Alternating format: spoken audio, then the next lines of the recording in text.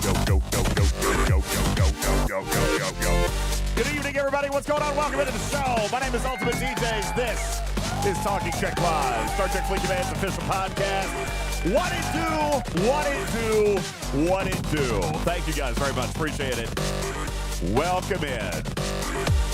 Oh, come on. Yes, dudes. That's exactly what it is. Good evening, everybody. Appreciate you guys all being here. Man, what a great show we got planned for you today. Today is Artfall Eve Eve. Artfall Eve Eve.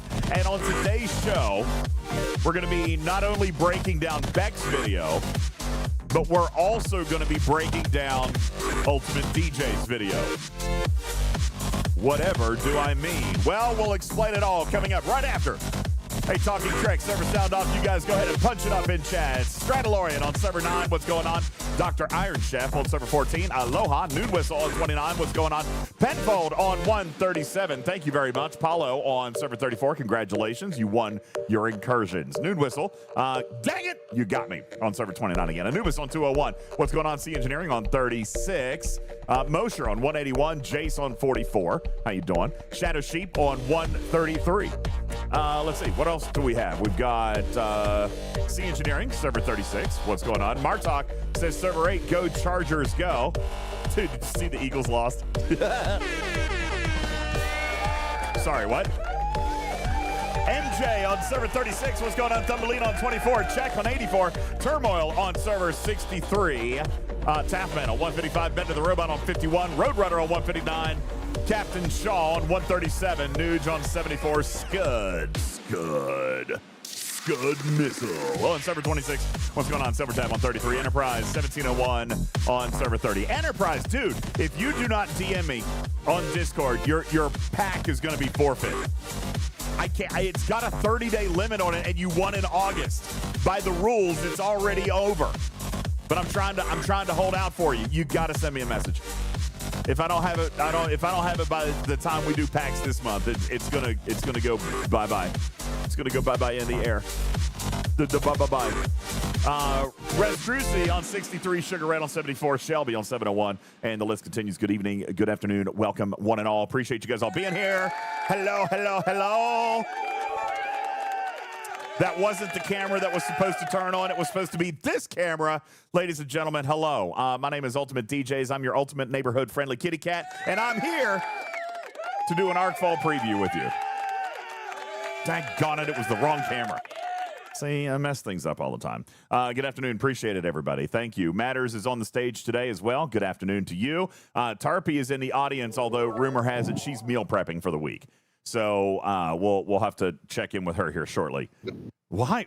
Did you see that? Okay. Listen, today, guys, we got a little bit of housekeeping. Today, here's what's going to happen. We are doing a highly visual show. All right. For those of you listening in podcast, I'm going to do my absolute best to describe everything that you are seeing. However, what you are going to find is an extreme amount of benefit today if you watch this VOD on Twitch or watch the YouTube playback over on YouTube podcast. We've got a tremendous amount of stuff to show you. However, we are going to be narrating that as best we can for those in the podcast audience. Thank you guys so very, very much. I appreciate that. Welcome into the over 227 in the live studio audience. What's going on? Not bad for a Sunday afternoon. Appreciate you guys. Aardvark, thank you for the resub. You guys starting a hype train over here in the chat. Shadow Wolves, thank you for the biddies. Nerf, thank you for the resub with prep. Your name always reminds me of Pinky and the Brain. All right, I love it. I love your name. Is that what it's inspired by? Your name is actually Narf, and it makes me feel like I'm watching Pinky and the Brain. And what was that, Pinky and the Brain? Were they their own show, or were they like a part of the Animaniacs or something like that? Anyway, this is so amazing. Love that. Also, Aardvark, thank you for the 9 months at tier 3, you legend. Thank you. Look what I see. 200 kitty bitties. Tony Rome with the resub. Papa Smurf with the biddies. Spock with the resub. Thank you. Turmoil with the streak. Balabomb wanting me to change my name to UltimatDJz. I can't. Matters. Why does everyone think that G7 is coming this week? I mean, it's historically and chronologically, it comes in November. Why is everyone on this train here today? I don't understand. Reasons. What reasons? Tell me the reasons. I want to know the reasons. You're a lizard, Harry. Lizard. I just assume they have reasons. I assume that they also have reasons. I don't know what those reasons are. Guru says, because I leaked it. I did no such thing. I did nothing. MJ says leaks. They weren't my leaks. What's all the G7 hype anyway? I don't know. I don't know anything about it. Captain Shaw, thank you for your gifted sub into the community. Appreciate that. Bender, thank you for your 12-month resub. Amakasu, thank you for your 7-month resub. Omega Prime, thank you for your pity bitty. Appreciate that. Thank you. Matters, what leaks are we talking about here? Somebody has to know something. Somebody has to know. Well, it's because they're tracking Karkin's account, and as soon as he pulls the trigger on a new generation ops, that's when they release the one that's 2 generations later. I get it. I get it. Shiz says, and let's be honest, G7 is not going to have McShizman for a while. So is it really going to be that awesome? That's a good question. It's a very, very good question. So I am very, very interested to see what happens this week. I know that a lot of people are very, very convinced that this is happening this week. So I don't know what to tell you. I'm sorry, I guess, for and just in case you're wrong. I don't know. So anywho. Listen, we got a lot to show you today. We're going to pull up Beck's video. I've also got never before seen, and by twisting of many, many arms, I have playtest footage that I'm allowed to share with you. Now, it took a lot of scrubbing. It took a lot of time to prep this video. I took 1 hour and 30 minutes, and I crammed it down into about 15 minutes of footage that I can share with you. Okay, and I am allowed to share most of it. All right, so anywho, so I've got stuff that we're gonna go over with you guys here today. But first, I want to show off what you guys can see.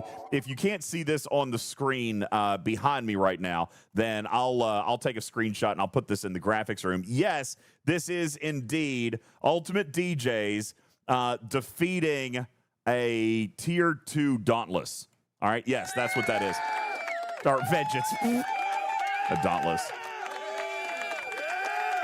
Shout out to the Raid Alliance, level 70 Darnock. I actually played with him for several hours last night. He is a formidable opponent, and he was disrupting raids all over. That pisses me because I wanted more balls. Stradalorian says it was your station, not a real win. Hey, I'll take it how I can get it. Okay, I'll take it how I can get it. But I was actually chatting with him a little bit in their servers, Galaxy Chat. Super nice guy, and it was a lot of fun to play a little bit. But yes, I did indeed kill his vengeance, not once, but twice.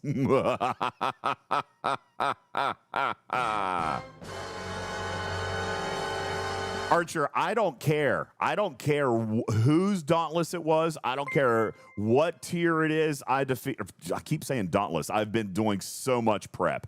I've been prepping so much on the Dauntless the last couple of days. I don't care whose vengeance it was. The fact that that's right. Oh, hi. A win is a win. It doesn't matter. Okay. Shout out again to Darnock on who did we play? I don't even remember what server we were on. What server did we play? Somebody help me out. Server 15 played. Here it is. I think we won. Server 21. Server 21. 15 versus 21. So he was from the Raid Alliance on 21. Nice guy. I enjoyed chatting with him a little bit, and certainly enjoyed defeating your vengeance. I'm sure in straight up head-to-head combat that would have gone a much different way, but The fact that I was able to grab the win, grab the victory was fantastic. All right. It was a station attempt, and it's only tier 2. Try going against Griffins. Pal, don't take this away from me. Don't take this away from me. I actually defeated a vengeance. Okay? I don't care how it happened. Listen, he could have come at me with 1% hull health, and if I had won, I'd still be bragging about it. All right? It's nothing against him. It's nothing against. I'm just happy. I'm going to take a screenshot. I've got a victory against a vengeance, and I'm very, very pleased about that. All right? So that's right, Webster. Just in time to see the cat not be squishy. I killed a vengeance. Anywho, that is really all I had to share with you there. Now, we do have other stuff that we're going to go through today. As a matter of fact, I'm going to get ready to go ahead and pull up Beck's video. We've got a lot to get through. A short amount of time to get it done matters. It really whips the llama's ass. It was the vengeance's buttocks. And we need to probably turn off our alerts here in just a second because we've got stuff to do. Okay? I got things to do here. Thank you, Broken Wolf. I appreciate that. So, yeah, that's right. Sugar Red says, I got one with my station, too. I'm going to take the win. And you should. All right. MJ says, don't worry, DJs. When G7 comes out in November. I'm so positive. I'm full of positive energy. Thank you. When G7 comes out in November, you will be squishy once more. I know. All right. Murphy says, not so special to defeat I think I fool-bought this. Give it to me. Just give it to me, okay? Please? We've got a long way to go and a short time to get there. That's right, Q-Dog. That's exactly right. I'm actually, I was rushing to get on the air, and I didn't get everything pulled up the way that I needed to. Okay, so what we would like to do, Mosher says it's great to have Beck back doing the videos. Absolutely. Madrock says, did you have your meat fest today? Not yet. Part of it is cooking. I'm going to have to do this part, and then I'm going to go back and finish meat fest. And then, where's the anal glands? Oh, that is not my voice, IJ. And then we're going to come out and do a bonus Studio B matters because the audience last night earned a bonus Studio B, which is going to be crazy to fit that in today, but we're going to do it. All right. Murphy, thank you very much. Wait, where's your resub? Awesome. Oh, there it is. Murphy, 7 minutes ago. Thank you for the 12 months. Chronox, 200 bits. Icewolf, 100 bits. Aardvark for the 9-month resub. Bender, Amakasuke, Captain Shaw. See, I didn't miss it. I just hadn't read them all yet. Manny Shamu, thank you. Webster Sponge, Hero, Azeroth. See, dyslexic. Thank you. IJ, appreciate you guys. Netnev, thank you. All of you guys. Appreciate that. Jacques says, am I a cat? And can you spin? First of all, no. Get out. Somebody ban him. Somebody ban Jacques. I'm just kidding. Don't do that. Jacques' a nice guy. But I know. I don't like... Lizard. See, Jacques, you've missed the first 5 years of our content. For the first 3 years, I never revealed my face. I was just a cat. This cat actually, look at me. Look at me, how cute. This was me. Anyway, for the podcast audience, they have no idea what I'm actually talking about right now. So we're gonna move along from that. Yes, Jacques, I used this cat for 3 years because I didn't want to reveal my face. That's right. And this cat has many hats. All right. Sorry again for the pod. No, I can't spin, Jacques. God. Listen, in the holiday season, we dress up as Santa Kitty, right? And then sometimes when we're super hungry, we're Pancake Kitty. All right, we like that. Then we've got Board Kitty. That's Board Kitty. He was assimilated. And we have Party Kitty. Party Kitty likes to go to the club. Yeah. Hey, did you come to Studio B last night? Did you come to Studio B last night, Jacques? I was very upset that I did not see you in Studio B last night. We have Beer Can Kitty. We have Nerd Kitty. We have Shark Kitty. Tinfoil Hat Conspiracy Kitty, Wardod Kitty. There's so many actually. Now that I realize it, that's kind of ridiculous. Actually, I can't believe actually how many we've got here. So anywho, all right. Listen, I am stalling. I apologize. I'm trying to stall. Griffin says he's on his way. But he is not yet here, so we're gonna have to get going. All right, ladies and gentlemen, I am going to break down Beck's video first. All right, Beck is back. We've got the USS Dauntless ready to go. We're going to talk a little bit about that, and we're going to break down this video. That's all. Yeah, we have Talking Banana. We've got Banana, and we've got Face. You remember Face from Nick Jr.? Hi here, Face here. This is silly. It's silly. We'll go with Banana if you guys want to do that for now. All right. Or we can go back to Party Kitty. Party Kitty. Yeah, you remember Pip? That's who that was. Okay. That's messed up. Chickens on a What? banana. Buck chickens on a banana and buck bandanas. Thank you, Woody, for the buck chicken banana. Appreciate that very much. Do we have Pumpkin Kitty? No, I have not created a Halloween kitty yet. We'll do that this week. JB is telling me to check the name of our alliance, and there it is indeed. Beck is back, ladies and gentlemen. Beck is back making the videos. I'll send that. I'll send that to her very quickly. Hang on a second. That's funny. There you go. All right, Murphy. I'm sorry. Bedtime in Europe. Have to watch it on playback. We're getting ready to break in. Okay. We're going to start with Beck's video. Then I'm going to break into our exclusive playtest footage. We've got a ton of stuff to be able to share with you, including abilities, tier, where it becomes effective. And I'm going to give you an analytics. I'm going to give you analysis on every single thing that you see. If Jules pops in here in just a little bit ago, actually, it's only 15. All right. Check says incoming 3-hour Beck video. Maybe not. Mine. How long was Beck's video? Let's check and see. This one, 5 minutes and 22 seconds. So that's going to be 30 minutes. Then we'll take a commercial break. I've got 15 minutes of video to show you. So that could probably be another hour, hour and a half, and then that'll be it. Now, we're going to do this very concise. I'm going to pause a lot. I'm going to tell you a lot. All right? But you know what, Carissa? I'm going to give you a secret special hint. All we want to know is when can it grind Mirror Universe 68s? Well, I'm going to tell you that can happen as early as tier 7. That can happen at tier 7. And I'm going to tell you how I know that, Carissa, because I ran that specific test for you in this video. Ladies and gentlemen, let's take a look at the newest ship in Star Trek Fleet Command. It is the USS Dauntless. Greetings, Commanders. Our next update is right around the corner, and today is Preview Day. We're taking a sneak peek look at the newest ship entering Star Trek Fleet Command, the USS Dauntless. Before we get started, drop a comment below with the server you're hailing from, and if you haven't already, subscribe to stay updated on the latest features, events, and sneak peeks. We've got a lot to cover, so let's dive right in.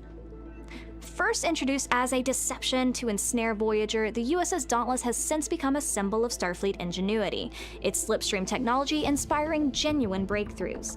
With Update 83, the Dauntless warps into STFC as an epic interceptor designed to transform hostile hunting. Available for Commander's Ops 45 and above, it progresses through 15 tiers and 75 levels, with blueprints available from day 1 in the aggregation refinery. Let's go ahead and talk about that very quickly. We have blueprints starting on day 1, matters. Blueprints starting on day 1. That's what I like to hear. That's what we like to hear. We also have already seen Beck blink more times in this first 45 seconds than Hammy did in his entire video, thus not alienating the audiences and making us all feel very, very weird and uncomfortable. So thank you for that. All right. We do love you, Hammy. Yeah, we do love you, Hammy. But seriously, when you stare at me like that, it just makes me feel like you are staring through the pit of hell. All right, like straight through, beyond my soul. All right, really, truthfully, Hammy's a robot. All right, so yeah, there we go. Now, we do have blueprints starting from the first day. Just to answer some of the questions in the chat, you are looking at the roughly traditional ballpark 100 days, not including missions, event rewards, or other areas where blueprints may pop up. Okay. I should also point out, and I was asked to do this. I was going to do it for the playtest footage, but it's on the screen right here now, is that all of the footage that you are going to see today has been taken in a test environment. Values, names, final graphics may differ on launch. These are all subject to change. I am required by actual permissions for me sharing this stuff. I've been told that I must indeed reveal that anything can happen matters. All right, so I might spend all day talking about this ship. I just broke my ghost energy can. What? How did that happen? How did you break the can? How did I break the can? The tab opened the wrong way. The tab opened. Okay, I think I fixed it. Yeah. Oh, that's delicious. Are there any cameos in the video? The only cameo in the video, I was very careful. I scrubbed all the footage. The only cameo in the video is that of the infamous mad scientist Jules Verne. And obviously, we know that he playtests with me because that's how we gather data and do all the fun stuff. So we'll come back and hopefully we can get him to join us here shortly. We'll talk a little bit more about that. But anywho, we'll continue on with our foot. Oh, I hear a rando Griffin joining the stage. Hello. Oh, hello. Hi. Happy Sunday, everybody. You're very quiet. What a beautiful day it is in the neighborhood. There you go. Now I'm very quiet. Now you're back. How about now? How about now? How now, brown cow? How now, brown cow? How are you, buddy? Wait a minute. Wait.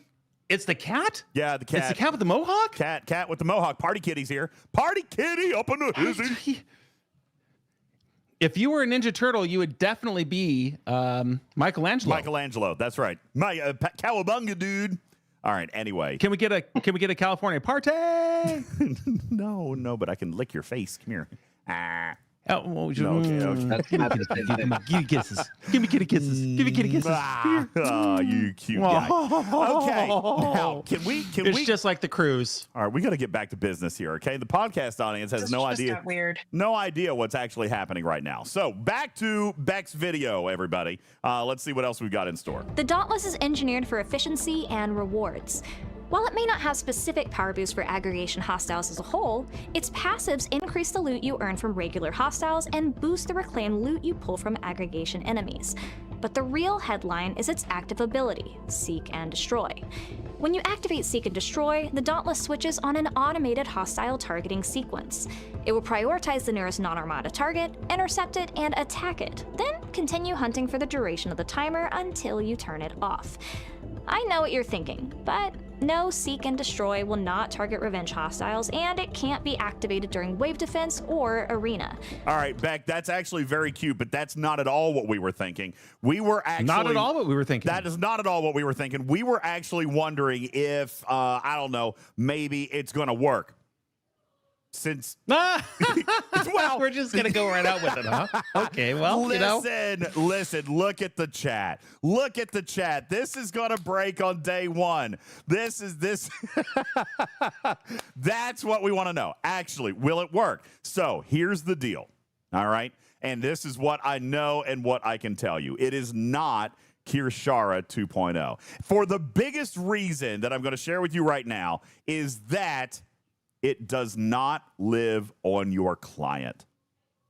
Oh, well, that makes a lot of difference, actually. This is a server-side ability, all right? Meaning that it will not live on your client. It does not break with lag. It does not stop functioning if you minimize your screen. It doesn't turn off if you close the app.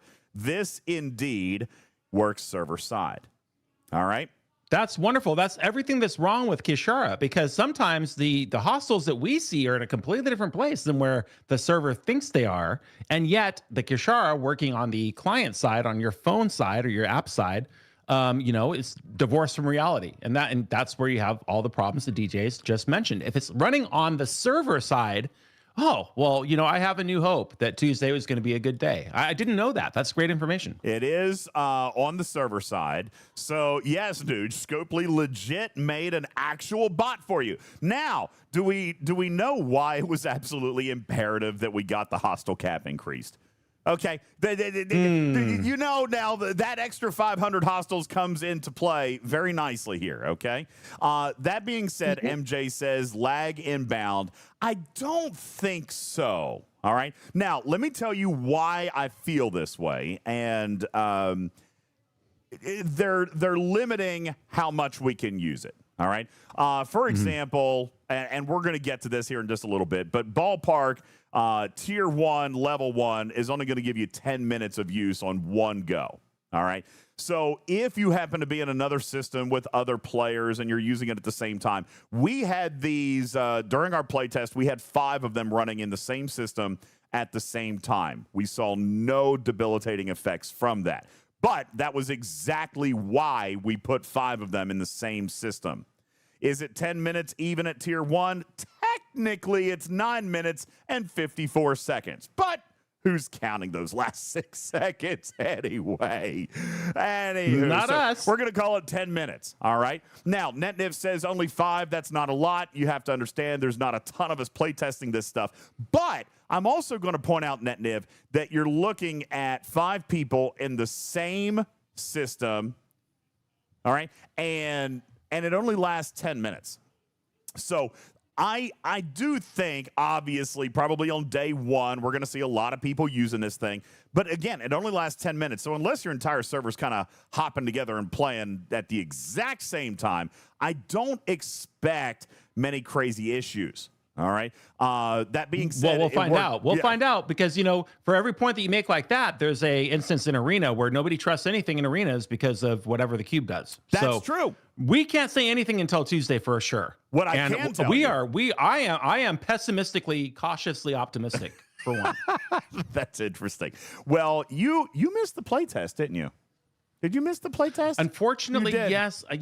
Penguin wanted to go to the gym and then this and that, but it was a reschedule and then, just things didn't align. In fact, I'm in the middle of a birthday party right now. I'm being very rude, so I do need to step away in a bit, but I missed the playtest. I heard it went well, but that's on a limited scale. I mean, wait until, the whole server gets online. What if somebody jumps in, kills your next target? It just skips to the next one. What if you close your client? Well, what? You keep going. If you close your client and then you reopen your client, you'll see logs in your battle log where it continued to kill while your client was closed and or minimized. Now, and you missed it because you were late. I did say in my disclaimer that this was all taken in a test environment. Values, names, final graphics, and dare I add, performance may differ on launch. Ooh. Number one, I wasn't late. I came in at 5:30, which is 15 minutes before your call time. Since you said you wanted to start at 5-ish, it's a miracle that you're on before 6. I said 5.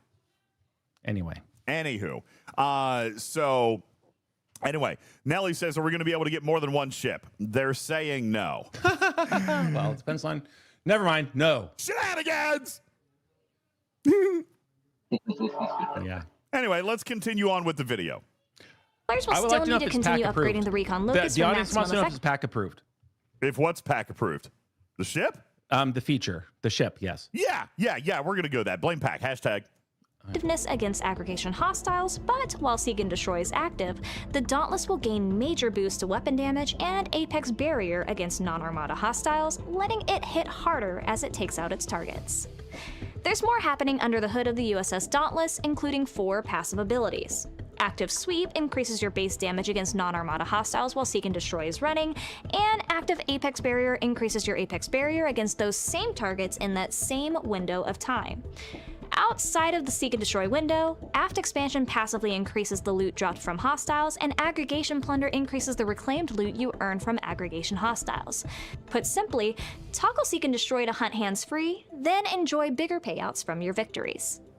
Okay, you guys are asking questions about hostiles that it ignored. So let's back up here for a second and take a quick peek at the video. Let's see, it's on this one. All right, let's take a quick peek at what you guys are talking about here. Which hostiles did it ignore? All right, so there's one. Then it goes to this one. Interesting. I don't know why. I have been told that it ignores triangle. Maybe it goes in order of spawn, perhaps. Maybe those spawned later. Maybe it's got an internal queue of 2 or 3 hostiles. Maybe. Don't know. I don't actually know 100%. When I played it, it did go after the closest hostiles, which I am going to show you. I'm going to show you here in just a little bit. Let's continue on. USS Dauntless, including 4 passive abilities. Active Sweep increases your base damage against non-Armada hostiles while Seek and Destroy is running, and Active Apex Barrier increases your Apex Barrier against those same targets in that same window of time. Outside of the Seek and Destroy window, Aft Expansion passively increases the loot dropped from hostiles, and Aggregation Plunder increases the reclaimed loot you earn from aggregation hostiles. Put simply, toggle Seek and Destroy to hunt hands-free, then enjoy bigger payouts from your victories. Building the Dauntless also unlocks new bundle claims in the Aggregation Refinery that scale as your ship grows. All right, very quick, just a quick pause here. What we are looking at for the podcast audience is a tier 2 upgrade gift. Specifically, what you're looking at on the screen is a one-time bundle that will unlock every single time you tier the ship with an increasing number of goodies. So for this one, specific to note, the Dauntless system scans, that is the juice for this ability. Seek and Destroy is going to cost 100 of these system scans. It is a juice-powered ability. So if you, Count DeVille says that's all right for every tier. It actually scales up as you go. You get a tier-up gift with every tier as you go. And for those in the podcast audience, what we're looking at here is one ability start in this particular gift. We're looking at Dauntless prototype data, which will be your research currency. We are looking at Recon Locus schematics, which is great. I don't know that anybody doesn't need more of those right now. Aggregation Smuggled Studies, which is research for the aggregation loop. And then you're going to see common, uncommon, and rare aggregation banners. I should point out that the rare aggregation banners are going to... Nope, take that back. I think we took a note on this. You're going to get those, but again, you can't spend those until your Recon Locust building is level 61. All right, so you're going to get this stuff, but you're not going to be able to use it unless the Recon Locust building is high enough. You're also going to see uncommon and rare prototype tech, protomatter, and epic. You're also going to see tier up catalyst as well, including some regular forbidden tech materials as well. Ice Wolf says, well, that's stinky. Again, this is tied to the aggregation loop. So as long as your Recon Locust building is high enough, then you're going to be able to receive some of this stuff. Okay? Tarpy says, so I'm confirming that it's in the bundle, even if your building isn't high enough. That is what was shared with me. I don't know, because when I looked in it, you know what? We'll be able to show this. We will be able to show this here shortly. Okay. Yeah, I can show you this. I can show you this because I actually unlocked one during my playtest. Okay. So we'll look at it here just a little bit later. So let's continue. Yeah, Matters. Go ahead.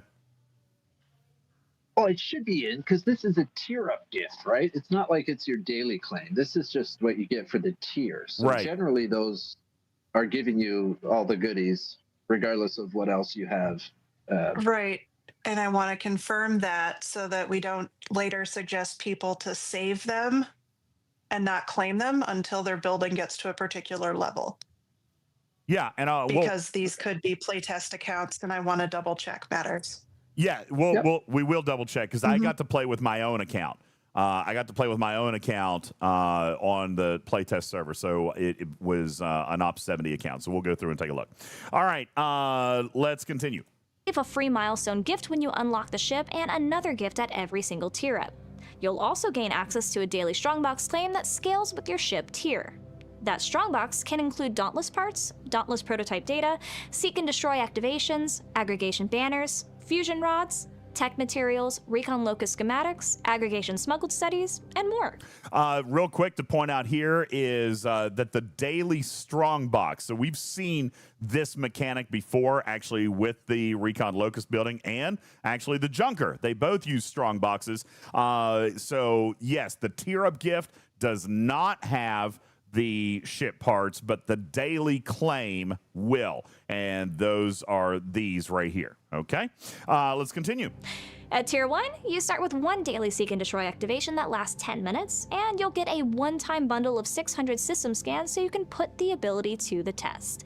As you push to higher tiers and unlock supporting research, you can reach up to 4 activations per day, each lasting 30 minutes. I want to come back here and point this out, what she just mentions, which I am I'm slightly torn on this. Okay, there is a cap of activations, all right, which I do not like. However, what they are doing, I do like, in which they are dumping you with activations early. We have asked for this a gazillion and one times. We've asked for the ability to play it more up front. I appreciate the fact that they are doing this here on This One Matters without having to, come back and adjust it afterwards, for example, like we did with Mirror Universe. Just unlocking the ship is going to get you 600 in your unlock gift, plus you're going to get your daily drip with the 100. Okay, so you're going to be able right off the bat to run this 7 times at 10 minutes apiece. Okay, so you're going to be able to run this up front. Every single time you tier it up, you're going to receive more starts as well. Plus, you're going to get a start every single day. But you're going to want to work that cooldown, kind of like what we see with wave defense, solo wave defense starts. There is a low cap.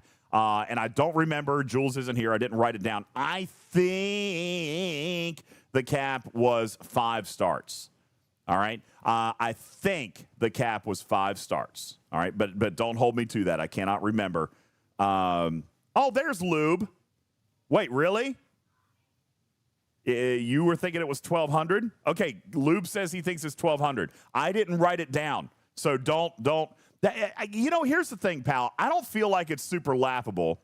I don't like caps, especially when you are gating the juice by a daily drip, right? If I want to bulk play, let me bulk play. All right, that's how I feel about it. But actually, if the lube, if the cap is 1,200, that's actually not that bad. I thought it was. That's okay. Yeah, that's okay if it's 12. I was thinking it was lower, but I did not write it. I'm looking at my notes. I did not write down the cap. So if it's 12, I can live with that. 6 hours. Up to 6 hours of grinding. Up to 6 hours. Yeah, now that is later on when the ship is much higher tiered. Okay? So I'm actually completely fine with it. Victor says, when did STFC become an AFK grinder game? Here's the deal.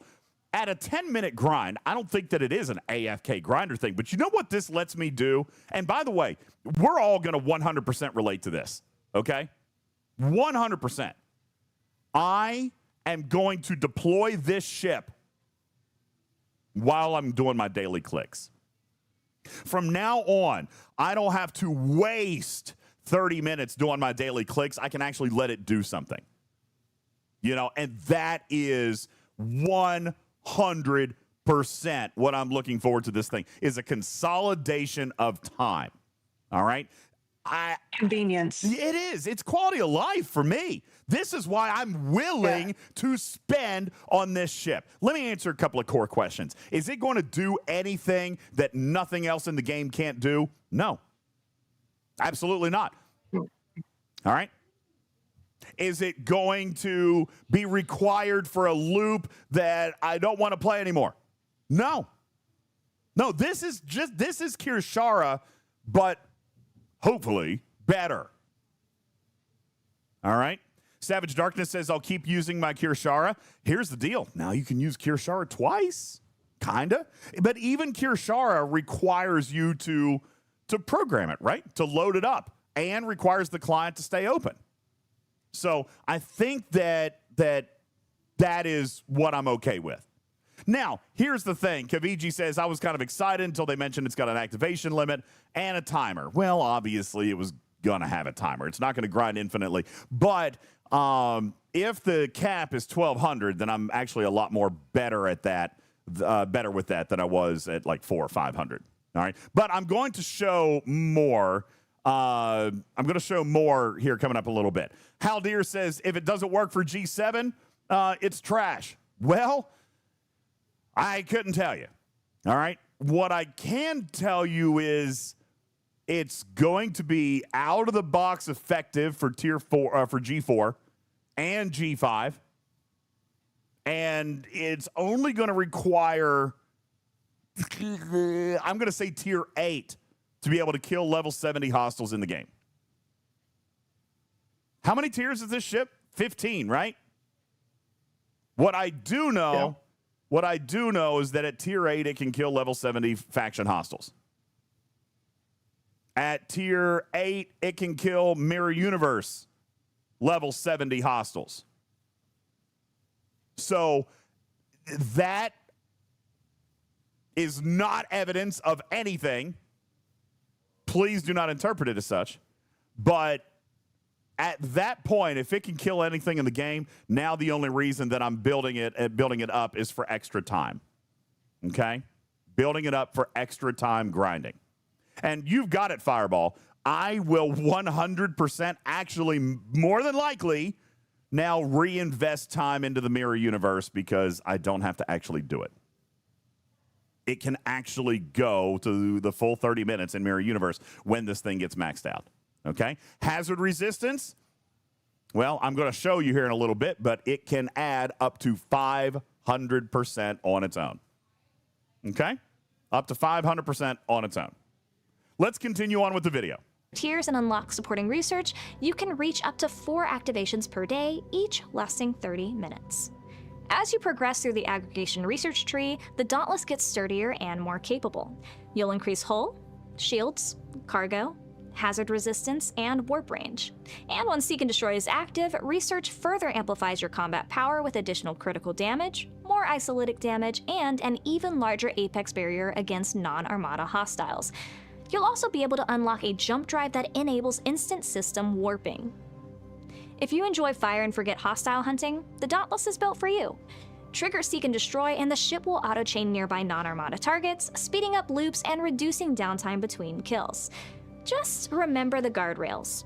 It won't target revenge hostiles, and the ability can't be used in wave defense or arena. So aim for systems where non-Armada hostiles are plentiful. To maximize rewards, lean into the synergy. Use your Seek and Destroy window for fast clears, and rely on aft expansion and aggregation plunder to I want to, I didn't mean to interrupt her mid-sentence, but she shows the ship ability here, okay? This is unbelievable. Tier 1 of the Dauntless, when Seek and Destroy is active, will give you base damage increase of 145,000%. Exos, not going to matter, okay? No exos, don't worry about them, don't use them. 145,000% while Seek and Destroy is active. Now, this is why I say early, guys, this thing is out of the box useful at tier 1. Okay? So Star Ocean says, so the real base damage is reliant levels. You know, it took me by surprise. If you take a look here on the right-hand side of your screen, all right, tier 1, this ship is coming out at 40 million power. All right, that's not huge, except this particular ship at tier 1 was mopping the floor, taking 0 damage off of level 50 hostiles. Let me say this again. Yes, the ship is 45 plus OSU. All right. And it's not necessarily that Scopely doesn't care about the lower ops. It's just they have said plainly and clearly that new content is coming out for 45 plus. And actually, very soon, that moves to 51 plus. Just throwing that out there. All right. If you're not 45, you know, you've got very, very little time left before the bar is actually being moved to 51 plus. All right. So if you're fussy with 45 now, let me just be clear. In very short order, it's going to be moving to 51 plus for all new content. So you've been warned for several months now, and I hate that you guys are frustrated by that, but there's a lot of means to get you guys accelerated into the game. We've got to focus on doing that. Okay. Now, Alpaca says yes, but that is with the shipability active, right? It's squishy otherwise. Yes. Yes, Alpaca, you are identifying this. This ship is meant to be used with seek and destroy. It is not that huge otherwise. Okay? It's not that huge otherwise. But yes, seek and destroy is definitely there. Also, look at the apex barrier. 40,000 apex barrier while seek and destroy is active. This is literally multiplying your available hull health by 400%. Okay? Absolutely massive. All right? Huge. All right? And then even right up front, now this is certainly smaller, but hey, loot gain of 3%. I'm fine with that. Okay, but that's going to scale up as you go more. Check says, how is warp range out of the box? Oh, God, I wish I had written that statistic down, but there's warp range research at the very front of the tree. All right, let's go back and take a look at the research tree here. Right here is your Dauntless warp range research immediately out of the box. Okay, at Ops, I think it was unlocked at Tier 1, Ops 51, might have been Ops 45, can't remember. Level 1 of this research was available, and I'm going to show you the levels here in just a moment, okay? I'm going to show you the levels here in just a moment. Let's continue with the video. Instant system warping. If you enjoy fire and forget hostile hunting, the Dauntless is built for you. Trigger seek and destroy, and the ship will auto-chain nearby non-armada targets, speeding up loops and reducing downtime between kills. Just remember the guardrails. It won't target revenge hostiles, and the ability can't be used in wave defense or arena. So, aim for systems where non-armada hostiles are plentiful. To maximize rewards, lean into the synergy. Use your seek and destroy window for fast clears, and rely on aft expansion and aggregation plunder to squeeze more value out of every hostile and every aggregation enemy you defeat. Try using NT Picard, Rachel Garrett, and 5 of 11 on the bridge for maximum loot, or Anorax, Seska, and Suitor for maximum chest loot. If you're looking at maximizing PvE victories overall, maybe try out some S&W Pike-based crews. The Dauntless brings relentless target acquisition, powerful damage spikes, and stronger defenses while seek and destroy is active. It pairs that with steady, passive boosts to your earnings, more loot from non-armada hostiles, and more reclaimed loot from aggregation targets. With Ops 45 and above access, 15 tiers, 75 levels, and day 1 sourcing in the aggregation refinery, it's a complete hostile hunting package from the moment you build it, and it only gets better as you progress. That's your sneak peek at the USS Dauntless. Check the official patch notes on release day for full details on Update 83 and everything aggregation. Before you go, tell us what you think in the comments and join our official Discord to connect with the Star Trek Fleet Command community. Until next time, Commanders, live long and prosper. Great to have you back, Beck. Thank you. Absolutely. All right. Now, let's go through a couple of questions in the chat. I know that there's going to be a few questions, so let's go through those very quickly before I go into the playtest footage. All right. What are revenge hostiles? Those are bounty hunters or chasers, as we refer to them. It will not target those, but yes, Broken Wolf, chasers can still target it. It will not hit chasers. Okay. Let's see. Thank you, Beck, for blinking. Appreciate that. Thank you. Anubis says, show us the officers again. All right, let me pull up the officers. Why? Was there a leak in the... Let's pull that up. Did we miss it? Where were the officers? If it's in the video, then it's in the video. You know what I'm saying? You know what I'm saying? All right, let's take a look, see if we can find. Try using NT Picard. There it is. There he is right there. Vil Gold Ducat. There he is. Vil Gold Ducat is here right next to villain Win Adame. All right, so there is your epic, at least at least one of the epic officers this month, anyhow. Villain Gold Ducat. All right, there you go. Quite the Easter egg. Yeah, nice little Easter egg right there. Thanks, Beck. All right, like that. Let's continue on. Let's continue on with some other stuff here. Let me see. Play. Rachel Garrett and 5 of 11 on the bridge for maximum. Okay, youth. yeah, that's all we got there. So I'm going to close this guy out, and we are going to go back to the questions. Joker says one of the epic officers. I said nothing. I just said at least there's one. That's all I said. I didn't say nothing else. All right, no spoilers at all. Okay. Let's see what else. Yes, Lube, I got you. We're good. Thank you. Any other questions?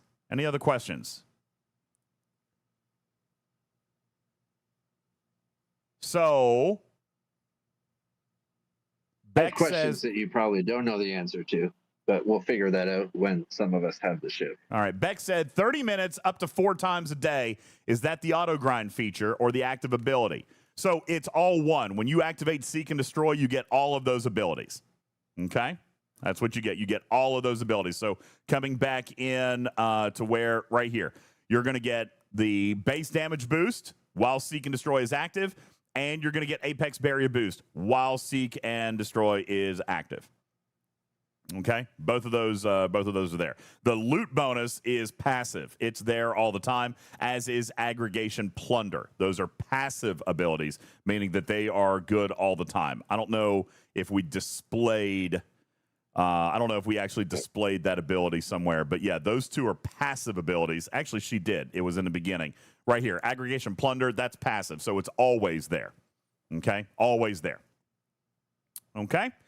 If you're not using the Seek and Destroy, you're not likely to use the Dauntless to grind. I personally don't think so.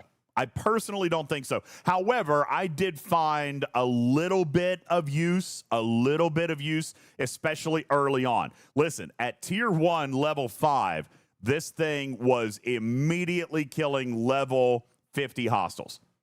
All right, with no damage taken. So if you're a level 45, this is probably going to be a nice little punch-up tool for you. Again, do keep in mind, I personally have research of a level 70, so it's probably not going to be quite that great for a level 45. But for me, tier 1, level 1, it was killing level 50s. So let's jump now into our actual playtest footage, because I have that pulled up.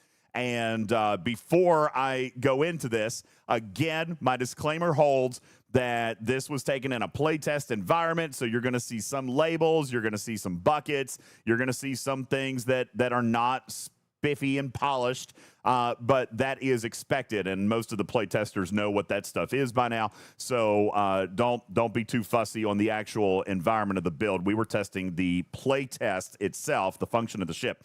And so values, and I'm going to show you research. I'm going to show you everything. All right, showing you everything that I was able to capture. And again, let me actually say this without it sounding too shilly. I do actually want to point out that this is the first time that they've ever allowed me to share playtest footage. It does mark the second time that I have shared playtest footage. You can read between the lines there. This is the second time I've shared playtest footage, but it is the first time that they're allowing me to do so. So I do want to point out and say thanks to them because this took a lot of work and it took a lot of conversations and it took a lot of advocacy on the back end, and I really do appreciate that. Obviously, thanks to Beck as well for handling that. But we actually are now able to show you this playtest footage, so I'm very, very excited to be able to do that for you for the very first time. So let's take a look. There is no audio. All right, no audio, no conversation, no nothing during this thing. So we're just going to kind of start off fresh. Here is the Dauntless. And by the way, I'm going to tell you right now, I click through a lot of stuff very, very quickly. So we're going to be pausing this. It will take us a little bit of time to go through.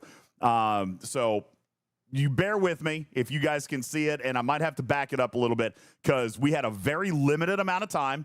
So I capture, usually this is exactly how I review playtest footage. I capture as much as I can and then I slow it down for us to look at later, okay? So I skip a lot of stuff because we really don't get a ton of time.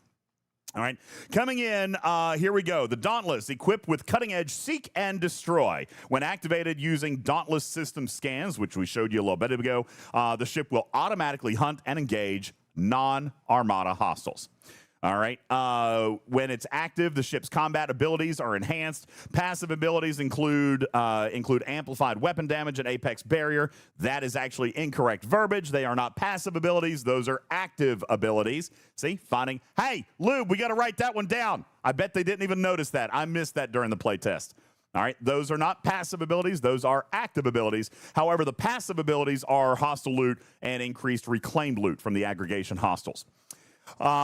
Exchange common reclaimed loot in the USS Dauntless strongbox for Dauntless parts. So I saw that question in the chat box here just a little bit ago. What's it going to cost for the blueprints? There you go. It is common reclaimed loot. You'll be able to do that, get the research to upgrade your research, aggregation resources, and more. So a little bit of incentive now to go back and pick up those common refines if you kind of let them go like I had. Okay.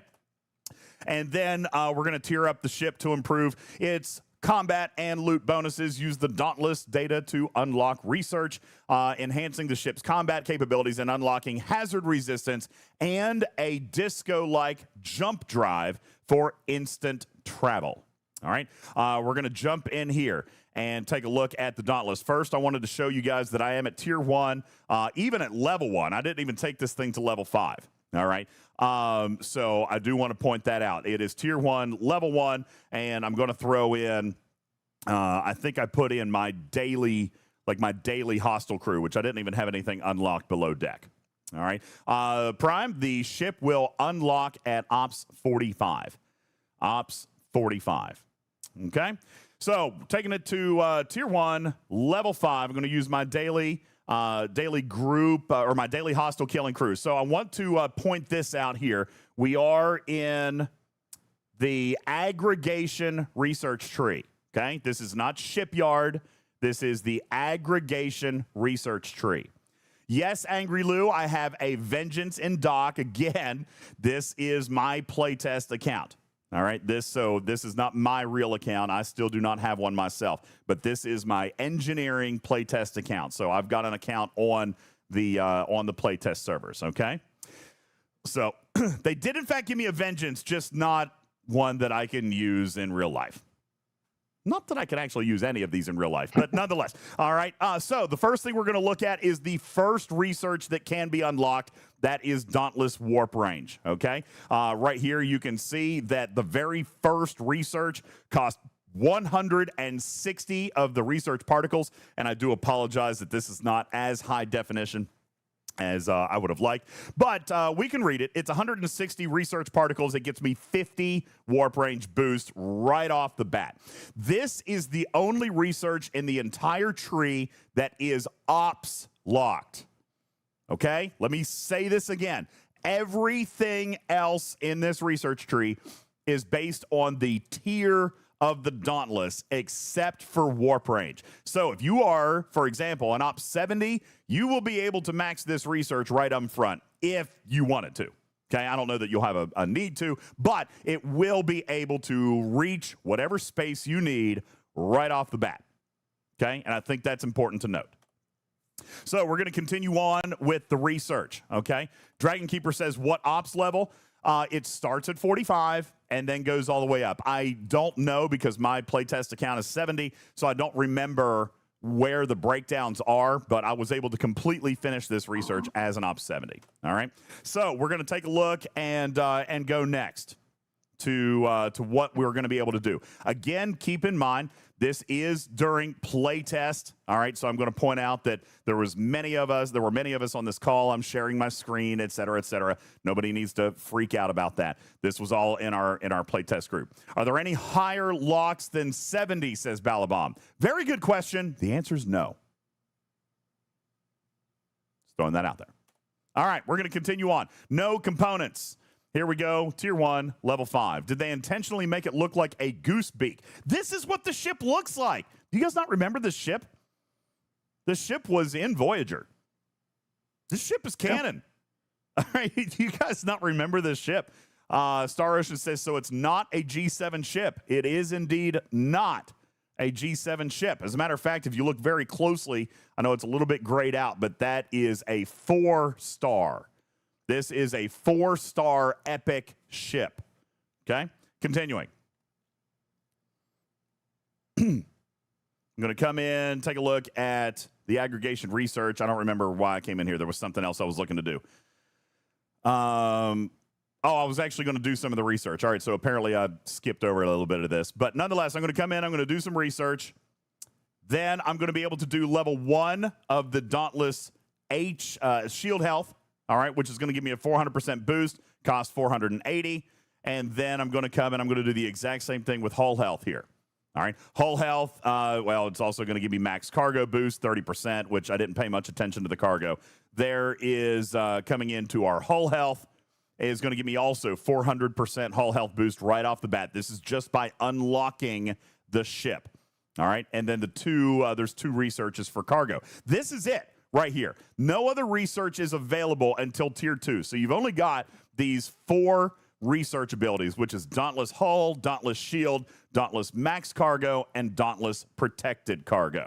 All right, those are the only 4 that you can get on unlock. All right, continuing on. This is it. I won't even be able to do the seek and destroy. So the first thing that I wanted to do was demonstrate its efficacy right out of the box. So we're going to go to a Romulan level 50 system. Now, I made kind of a silly boo-boo here. When I got into the system, I actually forgot to activate seek and destroy matters. All right. In other words, I just came into the system and I said, well, okie dokie, we're just going to go after these guys. And I just started attacking. Well, the good news is it still killed it and took no damage. Oh, wow. All right. Tier 1, level 5, still killed the level 49s and took no damage. I think that's really important to note here, okay? When you are ready to activate Seek and Destroy, this is what it's going to look like. When active, the ship will automatically target, intercept, and attack non-Armada hostiles for 9 minutes and 56 seconds. Not 10 minutes. And actually, I think I said earlier 9 minutes, 54 seconds, so I was off by just 2 more seconds. All right? Anyway, and you are correct. No, you can't skip this screen because this is your juice activation screen. All right, so you cannot skip this screen. This is where you activate the juice. Now, you are absolutely correct, Shiz. Tier 1, level 5, for a level 70 account, was able to kill the 50s. Your results are probably going to vary a little bit, all right? I do have a lot more research, but I do think that this ship is going to be vastly useful right out of the box at 45 because, again, even at my level, I took no damage whatsoever. No damage whatsoever. There's me killing another 49 against the triangle. I took no damage. Now, I do have Seek and Destroy active now. So now I'm hands off, okay? I'm going to continue on. It's going to keep going and killing the hostiles. And I do have the ability to deactivate it. You will note right here above my head, and I'm going to back this thing up, that there is indeed a cooldown of 10 seconds. Oh, God, the humanity matters. Oh, no. Meaning that we're not even really going to have to wait to use this thing back to back. If indeed you are wanting to bulk grind this thing and you have the juice, there is no effective cooldown on being able to use it. 10 seconds between when it's deactivated and when you can start it again. All right? So that is actually a very, very good thing. Okay? Do you get a rebate if you deactivate early? No, you do not. You spend your 100 scans, that's it. Okay? Now, let me be very clear. The vid says that it has uses per day. This also caught me off guard. This is why Lube and I had contrasting notes on the cap. The cap is, according to Lube, 1,200. All right, if he recalls, I did not write it down, so I can't swear to that. But when we talk about 4 uses per day, that is what will come in your daily drip at max. It's going to start out at 1 use per day. So they can be max, they can be bulked up a little bit up to the cap. All right? Meaning that at tier 1, I'm earning 1 use per day. Then at whatever tier, and we don't know. I think when I went to tier, what was it, Lube? Tier 6, then it went to 2 uses per day. All right. I did not take it high enough. I only took it to tier 8 during my testing, and I did not earn 3 uses. At max, you will get 4 uses. All right. That's right. It's restricted by juice, not activations. If you have the number of activations bulked up and saved up from your gifts and your daily and this and that and the other, then you can do this. Activations per day is literally just the limit of what your daily drip will be. So you will be able to use more all the way up to your cap. Look what IC says, you're going to have to buy extras if you want to. Well, I actually asked that very same question because for me, I would love to spend money not to be able to play the game. However, they did actually surprise me matters in revealing that they have no intentions on selling extra activations. We'll see how long that lasts, but I would not expect to see juice packs right up front. Okay, let's continue. The here was at level 5. Now, in the preview video, we saw 140,000%. They hadn't leveled theirs up. I am tier 1, level 5. And I want to point out that I am now at 200,000% damage boost while Seek and Destroy is active. If that gives you any idea how this thing is going to scale. Massive, huge, big old damage boost. All right. And even at tier 1, my loot boost is now up to 15%. My Apex barrier stayed at 40,000. Okay. Lube wants me to point out to you that the damage boost is 1.2 million% at max. And that damage boost is against any non-Armada hostile. Non-Armada hostile. All right? Gold bosses are not going to count, just so we're all clear. Non-Armada hostiles, just regular routine reds. Okay?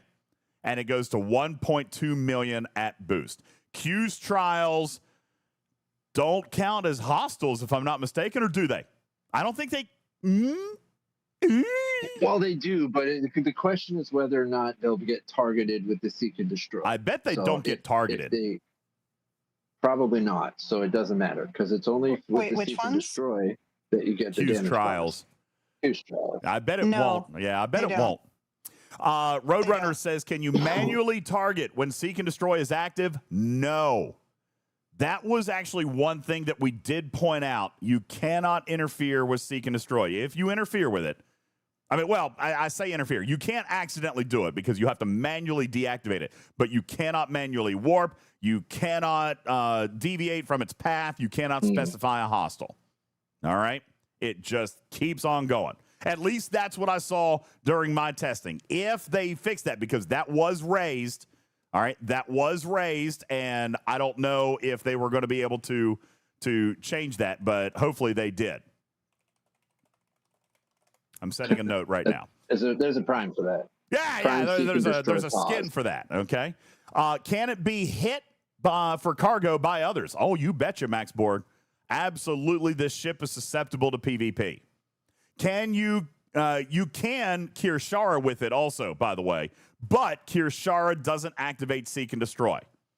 All right, so you can technically use this, but in other areas, but it's not going to be as good unless Seek and Destroy is actually on. All right, can you disco it out during its run? Yes, I am 99% sure that we tested that. Okay.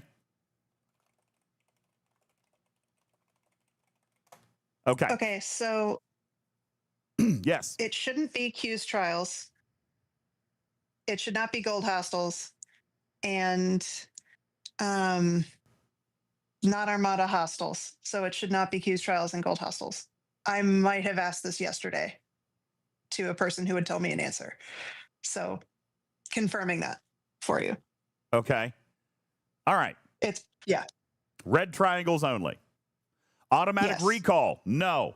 Nope. When it runs out, it just sits there. So you've got to either recall it or bring it back or activate it again or whatever it is you're going to do. Let's continue with the playtest footage. Right here, I'm showing the abilities.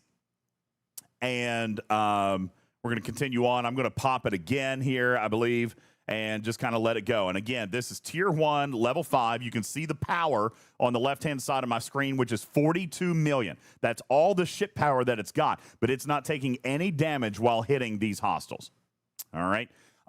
So that is something nice to be pointed out. I am being told right now that there was some experimentation with using Keshara to queue the hostiles in order while Seek and Destroy was active. I did not test that, but that would be very cool if that worked. That is super interesting. I did not test that. But hey, by the way, shout out to those of you watching the chat. Lube says that does indeed work. All right, I'm gonna pause this and back up for a second because I feel like I'm missing something. So, in other words, why would that be useful, Haldir? For the exact same question that somebody just asked, what if a loot bounty hunter shows up? Then apparently, yes, I'm being told that you would be able to use Keshara to queue up the next hostile. Keshara, no, Keshara is not that. Oh, you said Keshara should have closest proximity targeting anyways. It does not. We know that. But you can use Keshara to queue up the next hostile. So if you do see a loot goblin pop, then you should be able to queue it. Yeah, I'm being told that it is going to cost you time because Seek and Destroy targets the closest hostile while Keshara is queuing, and that hostile can drift farther away. So if you interrupt it, all right, if you interrupt it by queuing up a loot goblin, then it's going to come back to the original hostile that it had targeted. So yes, Strider, Keshara overrules priority of Seek, apparently. To be clear, I did not test this. So that's actually a good question. Thank you, and thank you for answering it. That's a very, very good good question. Lube said, if you do Keshara while Seek and Destroy is active, then you do maintain the buff because Seek and Destroy is actually active. So that's actually really cool. I like that. That's very cool. Haldir says, pretty niche. Oh, totally agree. But if a loot goblin shows up, you don't want to deactivate your ability, right? It's nice that you can manually get that hostile so that you can click that one and then continue to go about the rest of your automation. That's actually not bad. I kind of like that. All right, let's continue on with the playtest footage. Here we are. I'm still using Seek and Destroy, and I am continuing to hit the level 49s. I'm going to go ahead and deactivate this thing now. Now, in this screenshot, I have now taken the same level 1 tier 5 all the way to a level 70 system because I was just going to see, let's just see how good it could be, right? I mean, hey, how great would it be if a tier 1 level 5 ship allowed me to kill level 70 hostiles? Well, sadly, it didn't go so well. I attacked this level 69. You know what? It was against the triangle, in all fairness. But I hit that level 69, and I went boom. I went kaboom. All right, I died. I went home. So then I decided, hey, now this is crucial.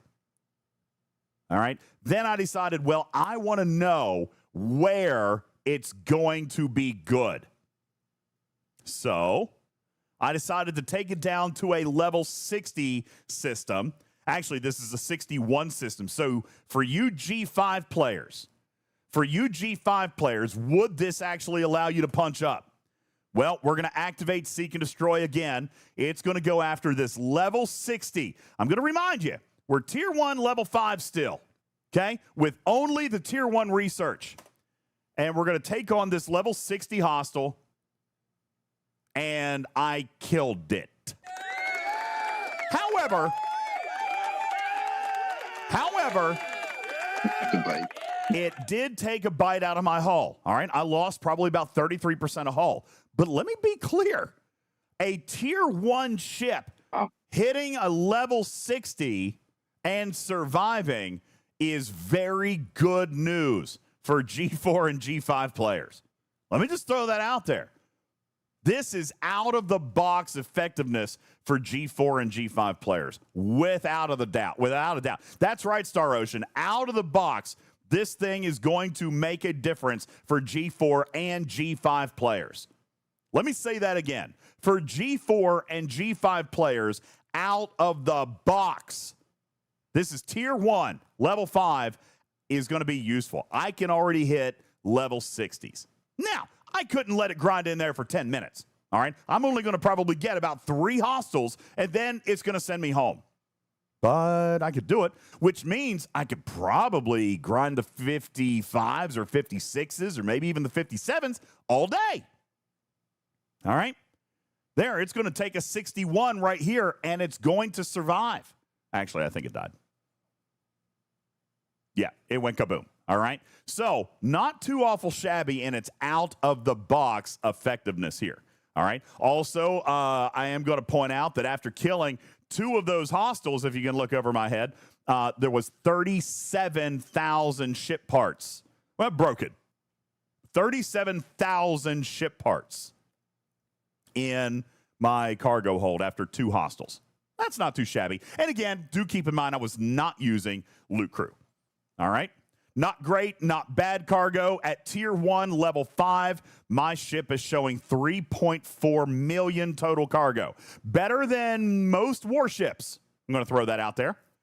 All right, better than most warships. Yeah, that's pretty good. That's tier 1, level 5. And do keep in mind that there are researches to further enhance that.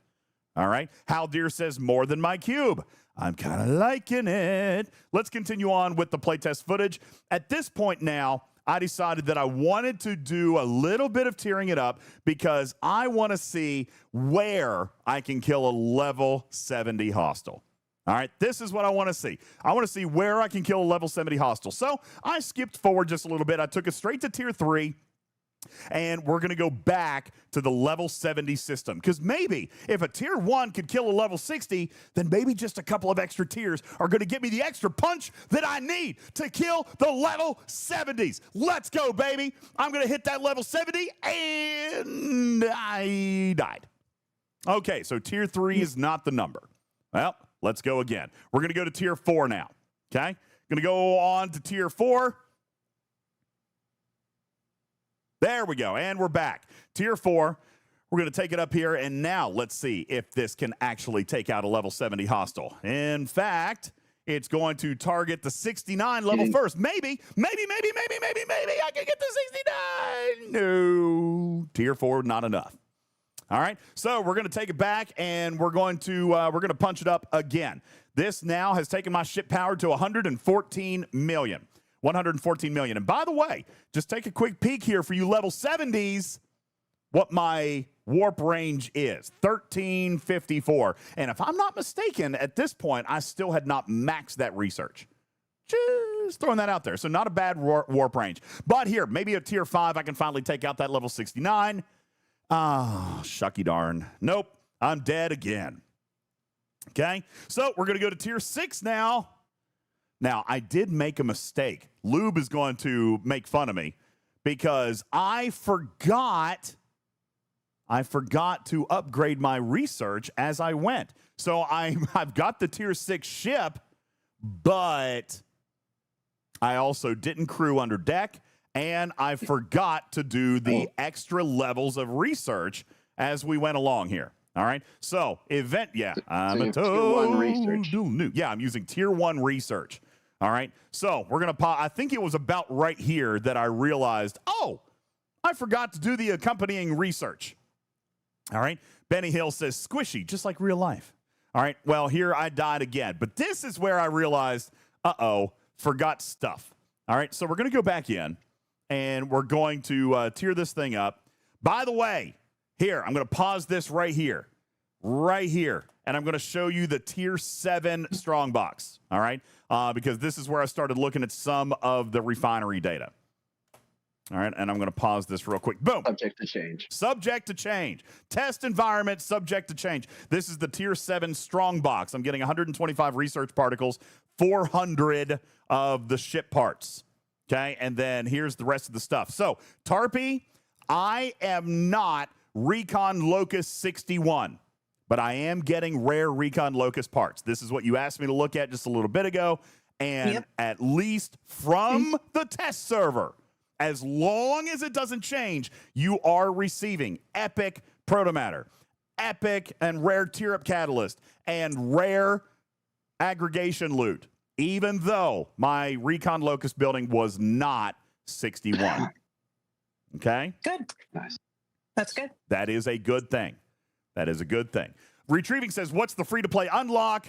Starting day one. That is correct. A day one unlock. And we are assuming that it's going to be roughly 100 days, although I do know that there's going to be a few blueprints scattered. So like it has been recently, it's probably going to fall between 90 and 100 days, probably closer to the 90-day mark. Okay? All right. And you said common loot. Common loot. That's Probably. right. The blueprints are going to cost common aggregation loot. All right. So definitely get out there and go with the common loot. Okay. Going to continue now with the rest of some of the stuff that I saw in the refinery. Come on now. Hurry up. I probably spent a few extra seconds looking at this particular screenshot. That's still going. I must have been talking. Must have been talking at this point. There we go. All right. No way. Here's a little bit better of a screenshot of that same strongbox. Here's the Dauntless parts, the research. Here are the aggregation banners that you're getting, et cetera, okay? We're going to continue on now to whatever it was next that I was doing. And hopefully the podcast audience is getting a nice description of what we've been talking about here. I'm trying to describe everything in words as we go. But again, as mentioned at the beginning of the show, this is a highly visual pre-arc preview, so I want you to be able to take a look at that. Now, I'm going to point out, too, that this was the Dauntless unlock gift. I specifically wanted to share this with you, okay? This is the Dauntless unlocked gift. And again, I'm going to be very, very happy with this because Scopely has finally heard after all these years that if we buy the ship, we want to be able to use it. So in this unlock gift, you're going to receive 6 starts, 6 activations right off the bat. All right, which is actually very, very good. You're going to get 6 starts right off the bat. Retrieving says, did you guys play test multiple Dauntlesses? What are we going to call them? Dauntli? In the same system? Yes, we had up to, and I can't remember. I don't want to out anybody in the chat. I think we had up to 5 running at the exact same time. We had up to 5 running at the exact same time, and it seemed to work. It did not break. They never stopped. They did, they were impulsing, and if somebody else got to it first, then it went to the next one, but it never broke. All right? It never broke. So that's right. Technically, Paulo, you're right. It would be 7 starts because the refinery will be up for day 1, too. So you're going to get 6 in your unlock gift, and then you'll get 1 from the refinery. Okay? So there you go. Oh, hi, Beck. Hey, what are you doing, Beck? How you doing?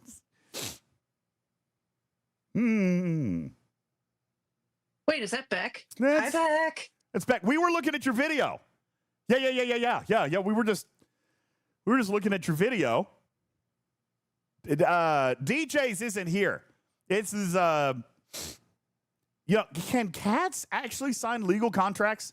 I'm not 100% sure. I'm just asking, but I'm pretty sure you don't have my paw print on file. Just saying. I data scraped it. Mm-hmm. Okay. Mm-hmm. Yeah. Anyway. All right. Continuing on. This is your Dauntless unlock gift. All right. We'll continue on with everything else that we found. Yeah. No, I already told him back. That you were super cool. And again, in case you missed this, in case that you didn't hear this the first time I said it, I'm going to right now publicly say that I'm very, very pleased that I joked that this was the first time that Scopely has allowed me to air playtest footage for you guys, even though it actually, I think Tarpy was this is the second time we've actually shared the playtest footage. But this is the first time that we've been allowed to, so we're so we're happy about that. That's right, Danny. They were tired of me leaking it anyway. They said, "Oh, you might as well just go ahead and do it. All right, just do it and get it over with." All right, so there you go. Balabom says, "Thank you for blinking, Beck." All right, yeah, this is a good one. All right, so we showed you the unlock gift. Let's continue on. Because we still actually have about 7 more minutes in this video. All right. So I'm going to show you a couple of other things. Right here is a good screenshot showing you the unlock gifts at every tier. Now, I did not open every single one of them, but it's important to note that you are receiving an unlock gift at every tier up. All right. Those unlock gifts will include additional activations. All right, which I think is also very, very nice. So every single time you get to punch this thing up, you will be receiving some extra bonus activations and some extra goodies to help tier up that Dauntless and do more research. Now, at this point, I realized, Matters, that I had not done any of the research. So I'm still using tier 1 research, even though I was trying to kill the level 70s. Okay, so at this point now you can see I'm at level 2. It jumps up to 700 whole health. Level 3 is going to go to 1,000% whole health. All right, and tier 4 is going to take me to 1,400%. Now, Star Ocean, I did kind of cover this. If you own 2 Dauntlesses, do you get the unlock gifts again? The answer is no, and there is no legitimate way to get 2 Dauntlesses. Oh, man, my back is sore, and I'm got a crink in my neck. Again, there is no legitimate way to get multiple Dauntlesses. Why would you want to, though? Because you're getting a daily pull of the peek and destroy things. That's not going to increase with a second Dauntless. That is correct. You're not increasing the number of grinds you can do daily. That is correct. You're just... But if you had 2 of them, then you could run them simultaneously. So again, it could be even more speed up time.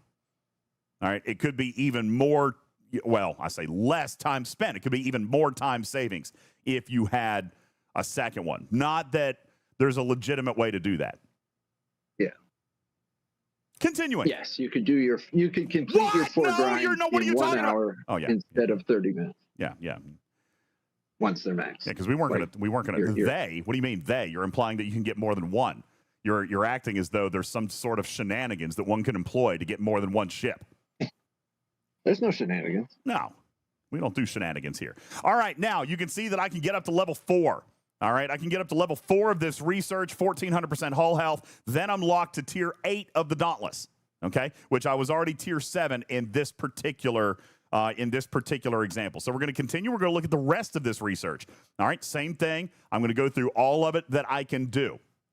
All right, that is increasing the shield health, which is going to inflate the exact same way up to 1,400%, and level 4. That's as far as I can go at tier 7 of this Dauntless. Now I'm going to skip ahead, and we're going to take a look at did you want to see this one? Oopsie. Hey, introducing a brand new Vengeance research, further increasing the cost efficiency for the Vengeance ship parts, another 7.5%. I maybe didn't mean to put that on the screen. That's why I clicked off of it. Seek and destroy critical damage. This is going to improve. Sorry, no, Beck, look away. Look away. See, again, we were just looking at your video. You're just looking at the stuff and the things. The aggregation plunder increases reclaimed loot dropped from aggregation hostiles as a passive ability.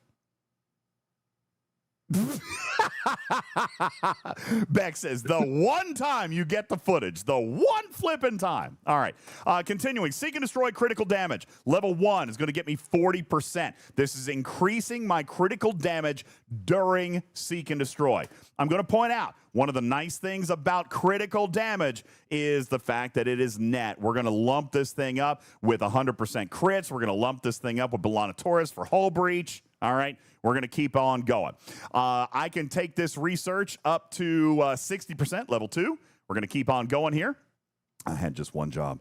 Seek and destroy isolytic damage. This is the next one, all right? Level 1 is going to get me 20% extra isolytic. Again, absolutely, listen, there is absolutely no denying that the focus of this ship is on damage output. Look at the ship's active ability. Up to 1.2 million % base damage boost. Now we're looking at isolytic. Now we're looking at critical damage. There is absolutely no need to focus on anything else on this ship other than increasing critical damage and critical hit chance. That's it.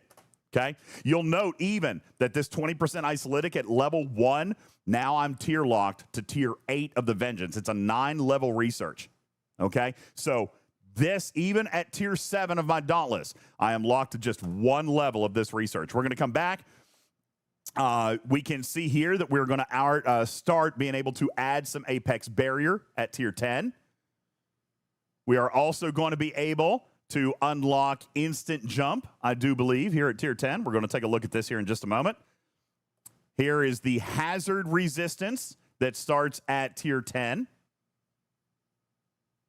And we're going to take a look at the Instant Jump ability, which will also begin at tier 10.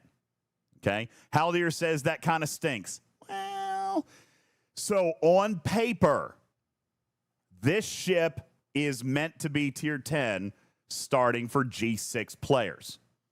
Okay? On paper.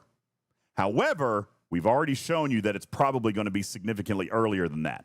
All right? That's not to say that you have to have hazard research. Let me point that out also. You can run this ship without adding the extra hazard research. You're just going to die faster. Okay? You're not going to get the full use of your activation. However, you will be able to get more. Now, that's what I'm saying, Haldir. What's the use for tier 8 to kill 70s if hazards kills you before your timer runs out? Well, on paper, it wasn't intended to be that. So I will let you know that I and the rest of the playtest team did advocate for this research to be dropped to tier 7.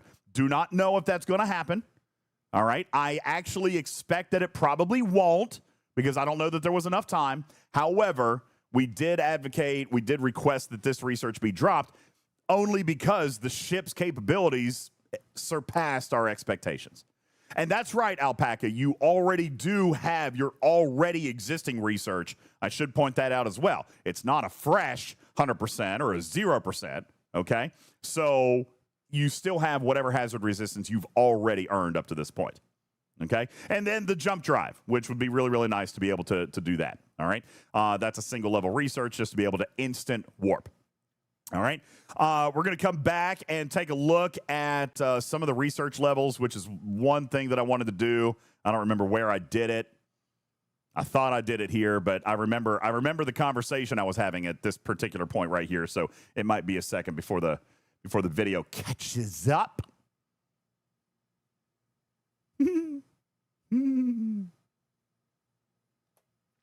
You know, whoever was editing this thing, you'd think they would have done a better job.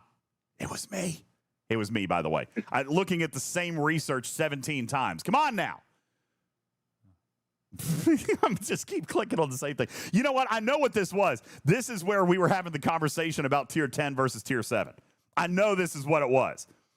So, yeah, this is where we were having it. Now, I can go back. I can do a little bit more critical damage research now because I've got my prereqs out of the way. Looks like I'm going to be able to go up to, what, maybe 100% here.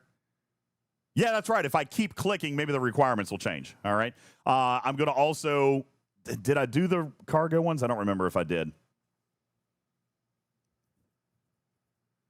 I'm trying to, and apologize again for those of you in podcast. I'm actually just watching me aimlessly click around at this particular moment as I'm trying to figure out what it is that I'm actually trying to learn at this point. I think we were having a conversation.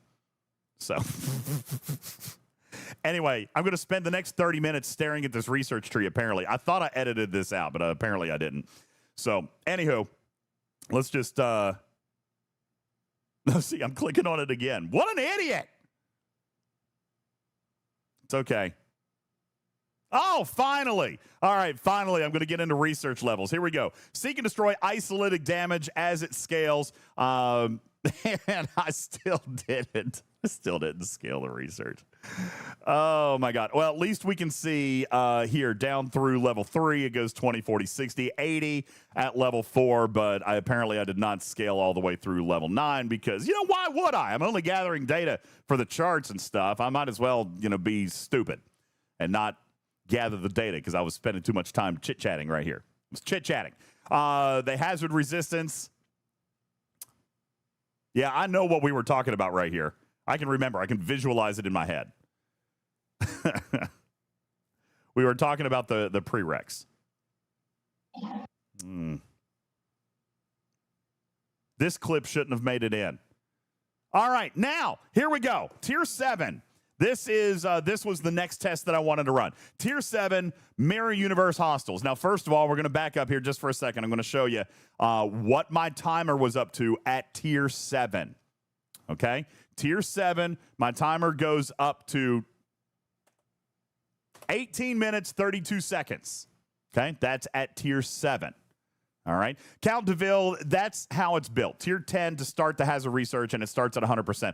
But like I said, we did ask that get adjusted a little bit. I don't know if it's actually going to happen or not, but we'll see. Broken Wolf says, as the Dauntless is not an FKR ship, it will not benefit from FKR hazard researches. That's correct. It is only going to get research from the base hazard resistance researches. Okay? So Schwag says, I recall hearing something like I spent a lot of time trimming the playtest video. Well, clearly I missed a clip, okay? Cut me some slack. I missed a clip. So here we go. I am Tier 7. I am now trying to hit level 70 Mirror Universe Hostiles, and you will note that I did so just there. Now, it did bite a little bit. I lost probably about 10% of my hull. However, I was able to kill these hostiles. Now, as a Tier 7, I'm probably not going to spend my time grinding on the 70s, but I am also squishy. So you guys take this for what it's worth. You may actually get better results out of the Mirror Universe as early as Tier 7. What I ended up doing with this after this particular run is I went and ground 68s, and I lasted forever. Okay? Matters, I'm going to disconnect you for noise. I dropped down after this test and ran 68s, and I ground all day. And as correct as you guys are seeing, I did not use the actual correct mirror grinding crew either. All right. So right here, you can see I've got probably less than 10% hull health left. I killed... no, Janeway is not my usual grinding crew. I didn't change it. Like I said, this was for my dailies, and then I just didn't change it anywhere after that. So I know I'm not using the right crew. But again, I'm pointing out that if I, a squishy furry, was able to use the wrong crew and still grind 870s, all right, then, hang on a second, I'm getting ahead of myself, then you will probably be able to do better. Okay? Will it stop before dying? No! It will not. If you die, you go home. And if you're in the Mirror Universe, then you die and you lose all your cargo. However, most people are probably not grinding Mirror Universe for the hostile loot. I mean, obviously the parts are nice, all right? But most people are probably doing reputation and then chests for speed-ups, okay? What if you Omega the ship? Ooh, good question. Good question. I did not try to Omega the ship. Can you manually cancel the ability? Yes. The cargo. Well, I'm Tier 7. Take a look over my shoulder now. My cargo's up to 9.2 million. 9.2 million. And it's not green yet, so I don't guess I'm over cargo. I don't remember. Oh, wait, it's all over cargo in Mirror Universe. I forgot about that. So I don't know what the protected is right now. But I'm up to 9 million cargo space on a Tier 7. Better than the cube. That's right. Is it easy to turn the ability off? It absolutely is. We showed this a little bit earlier in the video. But all you do is you click this button right here, and you click cancel. Okay?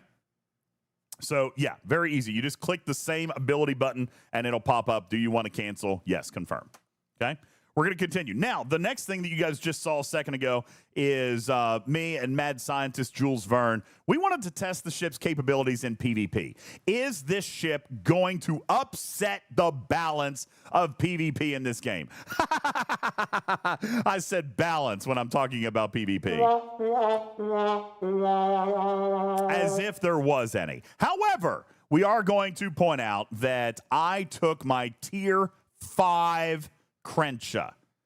Tier 5 Crenshaw. And I took it up against Jules Verne's maxed level 75 Dauntless. I didn't like it. Look at that. It's not going to stand up in PvP. So you don't have to worry about it doing anything crazy in PvP. It's absolutely not a PvP ship. Okay? Not a PvP ship. Did anyone test with a lower ship hitting it? Yeah. I don't remember what. Yeah. I mean, I only wrote this one down because it was a max. I don't remember what the other results were. All right, but this one is maxed on a level 70 account, so I don't think anything. It's not a PvP ship. Which ship can't kill one? I don't remember. I'm sorry. I don't remember. I used a tier 5 Crenshaw and it did no damage to me whatsoever. Well, looks like I took about 20% in that screenshot. Was that with Seek and Destroy active? Yes, it was. If it gets hit while auto grinding, does it waste your 10-minute timer? Yes. If you die, you die. Okay? If he wins while auto grinding, will it continue? Also, yes. We did specifically test that. I don't remember what the other ship was. It might have been something silly like a baby jelly or something like that. But yes, after the battle was over, then he continued upon his merry way. Okay? So let's continue here and see what other data I've got in here. There's only about 60 seconds left of this video. And that will wrap up most of what I've got for you. And in perfect time, too. We're right at 2 hours, so I'll answer a couple of questions. Finally, just in case the faction hostiles were too hard. All right? I mean, after all, I was hitting level 70 Mirror Universe hostiles, so I decided to try the brand new level 70 surveys that were launched in the G6 systems. Just to see... Just in case. Maybe, perhaps, surveys would be easier. You know, since I'm still using a Janeway crew. Nope, still died. All right? Again, your results may vary. Because I'm not a very smart player. After all, I was using Janeway. But that was silly, right? But here is a quick glance at the battle log. I didn't even get a shot off against the new level 70 surveys. All right. Daystro says, if you lose internet and get disconnected or close the game, will it continue auto grinding? Yes. That's what is so great about this. This is a server side buff, not a client side. It's as though they learned everything that went wrong with Keshara and put it back onto the server. This one, so far, is working pretty good. All right. So we're going to take a look. Good. I finally did. Here are the Apex barrier numbers. Now, I'm going to point out, and Jules talked about this as well, this particular research is not super duper impressive to me. You got to remember, the ship has 40,000 Apex barrier automatically. Okay? So this is adding more to it. I don't know that they got the scaling on this particular research right, but even if they didn't, this is just a research that I can probably ignore, all right? Because, again, the ship is offering me 40,000 to start. So I can tell you that this is probably going to be one of the last researches that I do, all right? But it does offer up to 10,000 extra Apex barrier as you go through and complete the research, all right? The Dauntless ship jump ability, that's real easy. And here is your hazard resistance base levels. Does take tier 10 at this point to unlock, but it will go all the way up to 500%. 500% once you get it maxed out. Okay? There you go. We've got 20 seconds left in the video. I don't remember if there was anything else I captured. Let's watch this last little bit, see if there was anything else. But I think that might have been the last thing that I grabbed. And that will be it, you guys. You have seen everything that I was able to capture regarding all the gameplay regarding the new USS Dauntless. There it is, everybody. Congratulations. You have now seen, never before seen, leaked playtest footage from loading screen tip 0_1. There you go.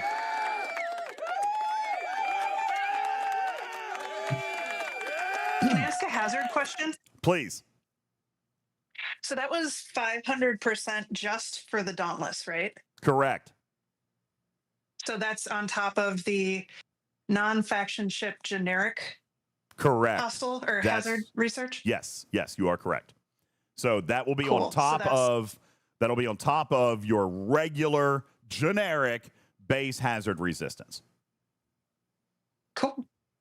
And is that higher than what's currently available besides the transigen and mirror space hazards? Well, no, not. I don't think it's going to work in mirror, right? No, no. And that's what I'm saying is we have 500% as the max hazard in current G6 faction space, right?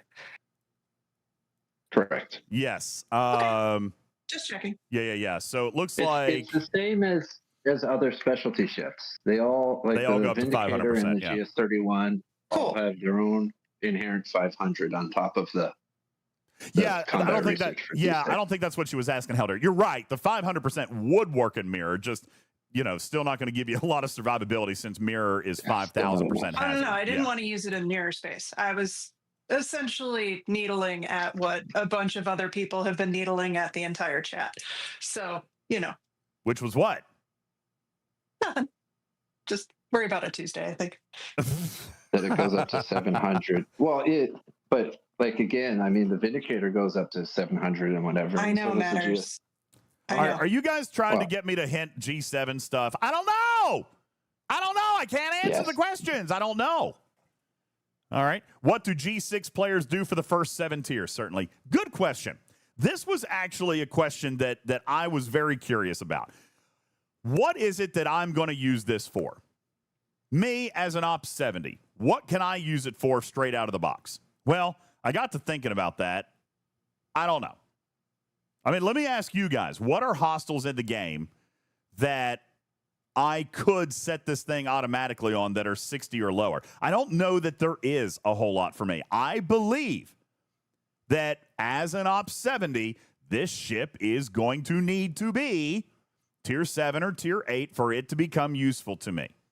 All right, I think that is obvious, which is why I say I'm probably willing to spend on upgrading the ship because I like the ability. I want to be able to use the ability. But for me, I don't think it's going to be good right up front. Strider says Gorn. That's fine. I use the Junker for Gorn. So that's where I'm trying to think of for this ship for me. Where is my usefulness going to be out of the box? I don't think I have it. Indominus says, do we know how much it'll cost to get to Tier 8? I do not. However, what I do know is that like the Reliant, and I don't think Jules is here right now, but like the Reliant, this does have an accelerated tier up process the later your ops. So you remember how like it might have been 100 days to get it to level 50 if you were a G4 player, but it was only 30 days to get it to level 50 if you were a G6 player. We're going to see that as well. All right. So it will be faster for a level 70 to upgrade it than it would be a level 45. However, again, until I get this thing to Tier 7, Tier 8, I don't see that it's going to be crazy useful to me. Maybe grinding ship parts. That's kind of something that I was thinking about. Maybe survey ship parts because those are not easy to grind during my particular daily thing. All right, I will. Cruzedo, stop it. I don't know, and I didn't say that, so I don't need that misinformation in the chat. All right, to be perfectly blunt, I don't think that it's going to cost you $1,000 to make it useful. I think it's going to be a couple $100. All right, I think, but I don't know. All right, but this does allow you to kind of consider that in advance. As happy as I am about this particular ship coming out, I do not think out of the box it's going to be useful for me. Okay, but if $100 or $200, if $100 or $200 makes it able that I can replace my daily grind, then I'm going to do that myself. Okay, that's what I'm going to do. Now, Carissa asked a very good question. What is the tier up timeline? So I don't know what it is going to be to tier 7. All right, we started trying to do some of the math, and then we ran out of time. What I can tell you is that the complete max on it, Carissa, to take it natively as a G6 player, natively all the way to complete max, is actually just shy of 600 days. So I'm also a little bit positive about that. That is a little bit faster than normal. Obviously, we know that it's not going to take that long with event stores and events and rewards and all that stuff. But if it's a little bit faster than 600 days all the way to max, then I have to assume that tier 7 is going to be a fraction of that. All right. Jules and I had started mathing this thing out, and we got to about 100-ish, 110 days to natively get it to 7, and that's not including any other events or stores or rewards and things like that. All right. So we'll have to see. I don't know exactly. We didn't get a chance to finish that math. Cruzito says, why should an upper player get the ship? It does nothing to progress the game. Well, as an Op 70, nothing is going to progress your game. So your question is redundant, sir. However, as I mentioned, and I mentioned this during the playtest as well, what can this ship do that I cannot currently do? The answer is nothing. Okay? I definitely don't think it's trash. All right? This ship is a convenience accelerator to me. This is no difference than spending money on a prime that is going to accelerate my gameplay. That's what this is. That's right, Anubis. It will save you time. It is not about ability. It is not about what it can do or what it can't do. This is time. Period. All right? And that's for an Op 70. For an Ops 45, holy bonkers. For an Ops 51, holy bonkers. If you're an Ops 45 to Ops 50, even an Ops 55, there is absolutely no reason not to get this ship. Now, I am not going to say go spend on it. That's completely up to you. But the ship is going to have ridiculous payouts for you the lower you are. This ship will scale all the way to 70. Imagine that you are unlocking this ship as a 45. And then this ship grows with you all the way up to level 70. In other words, by the time you get to 70, it will be able to do your dailies for you. I think that the players who are going to be advantaged by this the most are the ones who are going to allow it to grow with them. Cruzito, for you and I, Dragon Keeper, it's not going to have day one use. Okay? I'm just going to throw it out there. It's not going to have day one use. However, if you are of the ops range where this ship can grow with you, then I think it's going to be absolutely massive. Schwag says growing like the cube, meaning it's ops locked. There are a couple of ops locks built in. Tier, oh God, I wish I could remember. Tier 9 is the ops lock for Ops 61. Tier 9 is the ops lock, and that's the only one that I remember. I'm so sorry I didn't write down the G5 one. All right? Tier 9 is the G6 ops lock. That's the only one that I wrote down. All right? And to be honest with you, I can see it being very good in Mirror Universe. I can see it being really good for dailies. I can see it being good for almost any type of daily hostile kill event, as long as the ship is up to spec with what it can hit. And I'm going to point out, we saw that as an Ops 45 out of the box, tier 1, level 5, it's definitely going to be able to hit at least your level. I punched up to level 60, but I've got more research. As a 45, there is absolutely zero reason this ship will not be able to be useful for you on your daily hostiles right out of the box. Okay? Thad, stop it with the AC. He says DJ's is squishy. Nice. Well done, though. All right? So as an Ops 45, straight out of the box, this thing can replace your dailies. Okay?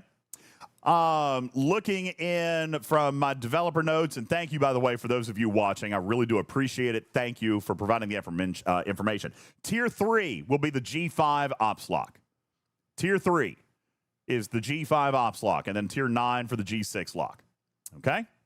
Can it kill level 40 NX-01 system ships for a chest? I did not test that, but that's a... Man. You know what? I have an idea. We know that at Tier 1, Level 5, it was 200,000% boost to damage, right? What is the NX-01 ship ability? Ooh, I don't know, man. I don't know. Maybe that is something we're going to have to test. That is actually a really, really good question. But if you look at the NX-01, it's got 370 million% damage boost. I don't know. If you have enough Apex barrier, you can tank the gun. The aquatics fire 10 shots. The NX drops 9 out. But doesn't that happen at the end of the round? If you kill it fast enough, maybe. That would be cool. That's a good test. I did not run that test. So I think that, but I will tell you what. If you want to know the answer to that, I will be able to test that for you on Tuesday night. All right? I will be happy to test that for you on Tuesday night before you buy the ship if you want to know. So I think that's a very, very good question. I do not know the statistical DPR. I did not actually gather that screenshot, sadly, unfortunately. All right? I do not know. I'm sure that Jules did get that data, but I did not. All right. Dragon Keeper says, I'm going to have the ship to tier 15 while you're at work. You know what? Then you don't get to call it trash, and you don't get to yell at me for not spending money on the ship if you're not willing to wait a few hours for me to test it. All right. I know, Scud, this is not going to be ship to ship because the damage boost is so high. What I was thinking of was if it had a similar damage boost, then it probably could, but this one is significantly higher, so I don't know that it's going to actually do it. I'm gonna actually say probably not, but maybe against the level 40s, maybe, possibly, I don't know. All right, so that is a very cool question, and I will be happy to test that for you on Tuesday night. All right, let's see. Oh, nice. Okay, so we do have a little bit of data. A little bit of data for the timeline models. For a G4, and this is loose, rough math, and does not take into account any events, event stores, rewards. This is just off daily drip. For a G4 to max the ship at a full tier 3, you're looking at 94 days. For a G5, theirs max out at tier 9, which would take 390 days to take it all the way there organically. But they'll be able to take it to the same tier 3 in 81 days, so it saves them about 2 weeks. For a G6, they'll be able to hit tier 3 within 50 days. And to max the ship, you were actually a little closer to 700 days. So my math was wrong. Shocking. SKZ said, did you guys have an Ops 45? Test it out for intel for likewise levels instead of speculation. There was not an Ops 45 who play tested this content. All right. What I did is, of course, I was a level 70. I did take it against a level 50 hostile. I killed it with no damage, but I do have extra research. But it killed it taking no damage. So there's absolutely zero doubt, it's not speculation, that as a 45, it will be able to kill level 45 hostiles. All right? Absolutely, without a doubt. There is some interpretation there, though. All right? How high up can a level 45 actually hit with it at tier 1? I'm not going to be able to tell you that exactly because of my research. But I was able to hit a level 50 and take absolutely 0 damage. Stradalorian says, I see nothing useful. Yeah, I guess. I mean, for me, it's time. All right? For me, it's time. And that's what I'm looking forward to. However, I share Cruzito's disappointment that as a level 70, this doesn't replace anything for me out of the box other than time. Eventually. If I were going to natively, and thank you for this data, if I was going to natively wait for it to become useful to me, I'm waiting 250 days. However, if I can waive those 250 days for 100 or 200, I'm probably going to do it, to be honest. All right, I'm probably going to. Now, as a G4, oh, yeah. Absolutely no reason not to get the ship. Now, I'm not saying pay for it, okay? I'm not saying that.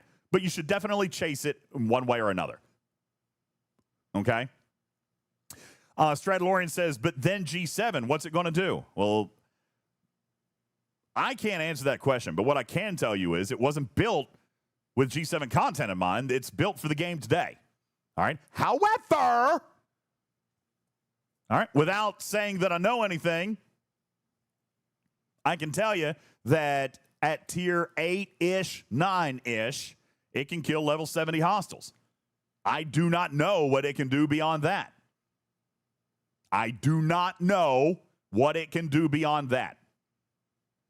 Okay? Hopefully, we will know more about the ship's upper tier capabilities when somebody inevitably maxes this thing out on day 1. All right, if it can kill, like, what is the new system? The Vengeance Breen hostiles. If it can go in and kill the Breen hostiles, then it'll probably have some use in G7. I don't know that. What I can tell you is at tier 8, I died miserably to my faction hostiles, or to the non-Breen hostiles. So I didn't take it high enough to figure it out. All right, Anubis says nothing except for a Vengeance has the capability to kill the Breen hostiles. They nerf your damage to nothing unless you have the Vengeance's like ship ability. Well, but this has like 1.2 million % damage boost. Doesn't matter. Oh. Yeah. Well, there you go. So I don't know. I guess we don't have a way to really know that for sure. But I'm sure that somebody's going to try to figure it out. All right. And if they do try to figure it out, we will welcome the data. But I don't know. Where did Griffin go? I'm sure he went back to the party. This is what I've been looking at the entire time. He never came back. he never came back. So anyway. All right, there you go. Going back to the chat for some final questions as we get ready to wrap up. I don't have anything else to reveal to you at this time. All right, but I am going to answer the questions that I can. All right, and I am also reading. Yeah, never mind. I got to answer. I got to answer a DM. Stand by, please.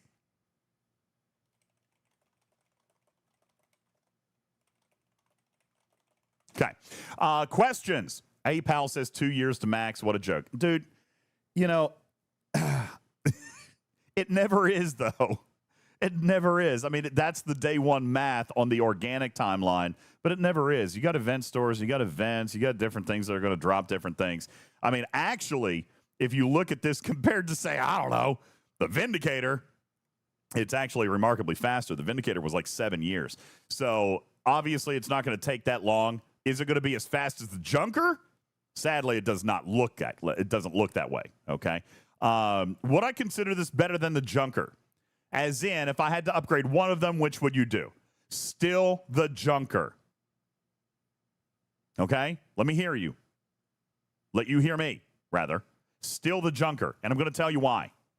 The Junker does it has capabilities that I do not have elsewhere in the game. Okay? This Dauntless does not have. Oh, hello, child. This Dauntless. Oh, hi. Hey there. This Dauntless does not have capabilities that I do not already own in this game. This ship is time. This ship is simply time.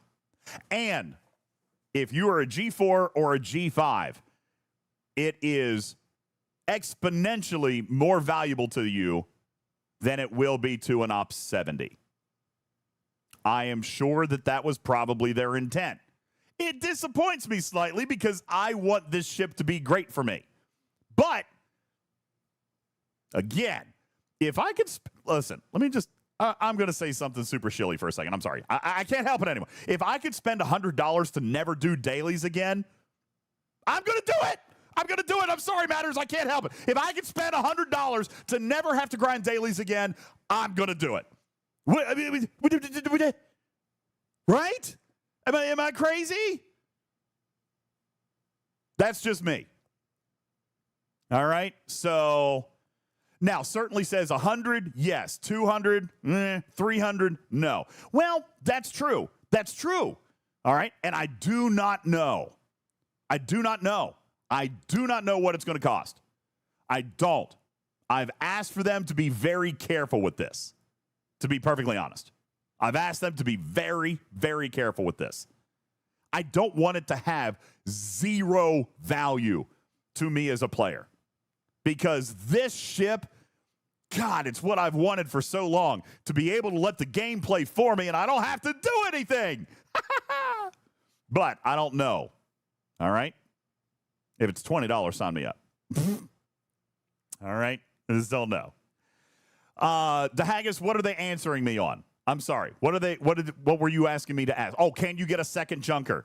Yeah, no, they said that pack was bugged. So if you happen to get a second junker, then you can thank all of us here at Talking Trek for pointing it out to you. But that was not meant for the broader audience. And yep.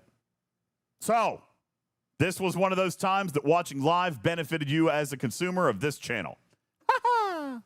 See, we're good for something around here. DeHaggis says that's a rip. I'm sorry, I can't do anything about that. I can't do anything about that. It was there, and we showed it off, and people got it. Irk. Nerve. All right. What is a junker, says Luna Shadow. That is the GS-31. That is the GS-31. All right. Retrieving says it's still there. No way. Are you serious? They told me. Oh, Scopely. No. You give me headaches. They give me headaches. They give me headaches. All right, 2 questions, says Dragon Keeper. Is there a special day 1 pack for ship leveling up? Question 2, does the ship need common and rare interceptor parts? You know what? I don't know, but I bet we can see it if I slow it down enough, because there is a spot in here where I went to start tearing it up. So let's see if we can find some tear up spots if we did it slow enough. I might have cut some of that stuff out. I don't remember it taking, I don't think so. I don't remember it taking ship parts. So I'm going to look here real quick. Huh? While you're looking, I just want to point out, since I think people missed it, the second junker is only if you ground out the first one. That's right. So only people who free to played the first junker, or people like DJs who got granted a first junker, can get a second one through the bunny store. All right. It looks like I skipped the actual component upgrades. But you know what? Here, I'm going to go. I'm just going to go to the commercial break screen for a second, and I'm going to pull up the raw test footage. Oh, that's on the cloud. That's going to take a minute. All right. Well, we're just gonna stick here for a second. It's 680 meg, and it's on the cloud, so it's going to take a second. And if I drop some frames, I apologize. I'm going to pull up the raw test footage real quick, and I'm not even going to risk putting this on screen. So if you guys will give me just a minute, then I'll pull that up, because I'm not even going to chance that. It's already at 9% downloaded though, so it's not going to take very long, maybe another minute or two. All right, but I'll pull up the raw footage and I'll see what it's got. Anubis says, read your DMs while you're waiting. Okay. Yeah.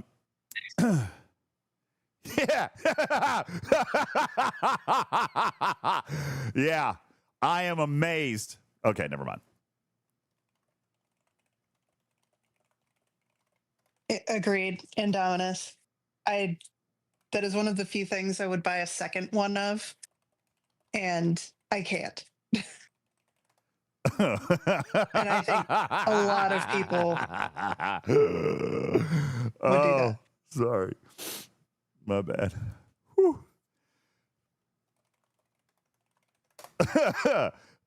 It's making me. I need a drink of something. You okay? Yeah, everything's great. Don't worry about a thing. Okay. Anywho, no, everything's fine. All right. For some reason, it's slowing down. I'm only at 14% downloaded now, but we're gonna give it another few seconds. It just stopped. Why did it stop downloading? That's garbage. Because it knew you were going to do something questionable and prevented you from. Oh, I'm in trouble. Okay. Welp. Anywho.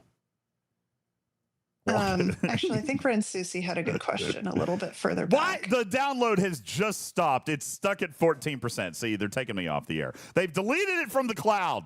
They saw that I was going for it and they said, nope, copy paste. It's gone. They clipped it. All right. I'm going to turn my camera back on and I'm going to turn the overlays and so forth back on while I answer your questions. Oh, it picked back up. We're at 20%. Very quickly, other questions, because I'm getting ready to end the show. As soon as I answer Dragon Keeper's question about the ship parts. What was the first question you asked? Is there going to be a special day one pack? Yes, there will be. Although I don't know if it's going to be limited to one day. They did say that they were going to do a special pack, but I have no idea if it's going to be like the 20-day pack or et cetera, et cetera, et cetera. I don't know the answer to that. Joker says, what does the day one pack, what tier will it take it to? I do not know. They did tell us that they were looking at doing some type of pack, but they did not tell me anything about where it was going to go or when it was going to go, et cetera, et cetera. All right. I'm at 40% downloading. I'm at 40%, and then I can pull up the raw test footage, and I'll be able to tell you what the ship parts were, at least at tier 7. Okay. So, yes. Do you think? Never mind. I'm not going to ask this Why? out loud because I now you have to. I want to figure out the answer on Tuesday. I'm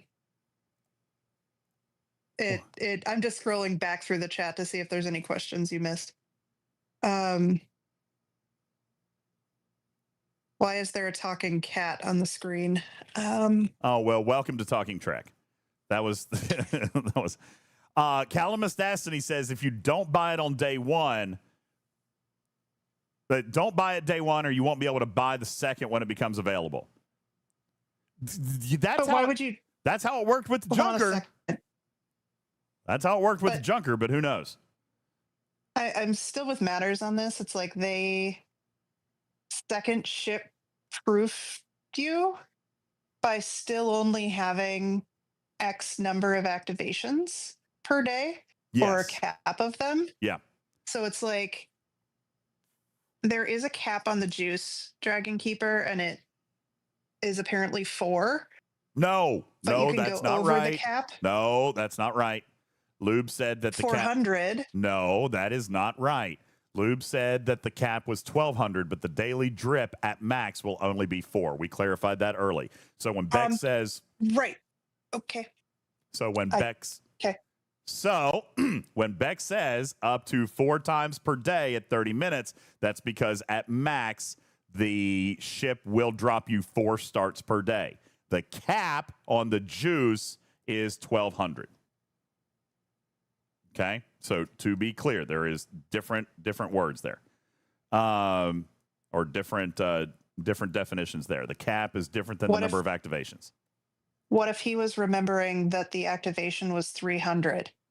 The activation wasn't 300; it's 100. Okay. I find it suspicious that we would get 12 activations a day or a cap of 12. Nobody said 12 activations a day. A cap of 12. Okay. Okay. Once it's 30 minutes, that seems a lot of auto grinding. What? Once it is maxed at 30 minutes per trip, having a total of 12 activations as a cap seems like a lot. Well, okay, so it costs 100. I won't complain. It costs 100 It costs 100 scans to do the activation. Lube said it's 1,200 is the cap. I don't know what the cap is. I did not write down what the cap is. However, you get 100 scans at a tier 1, which means 1 activation per day. All right. And as you max out the ship, then it will be up to 4 activations per day in the daily drip. If you don't use them, then you can do some on the next day, on the next day, but it will cap out eventually. It's going to be like solo wave defense starts. I get it. I'm explaining it to the chat. Okay. Yeah. So, based on what we know, it will allow you to bank up, but only for so many days. It will eventually cap out. Okay. All right.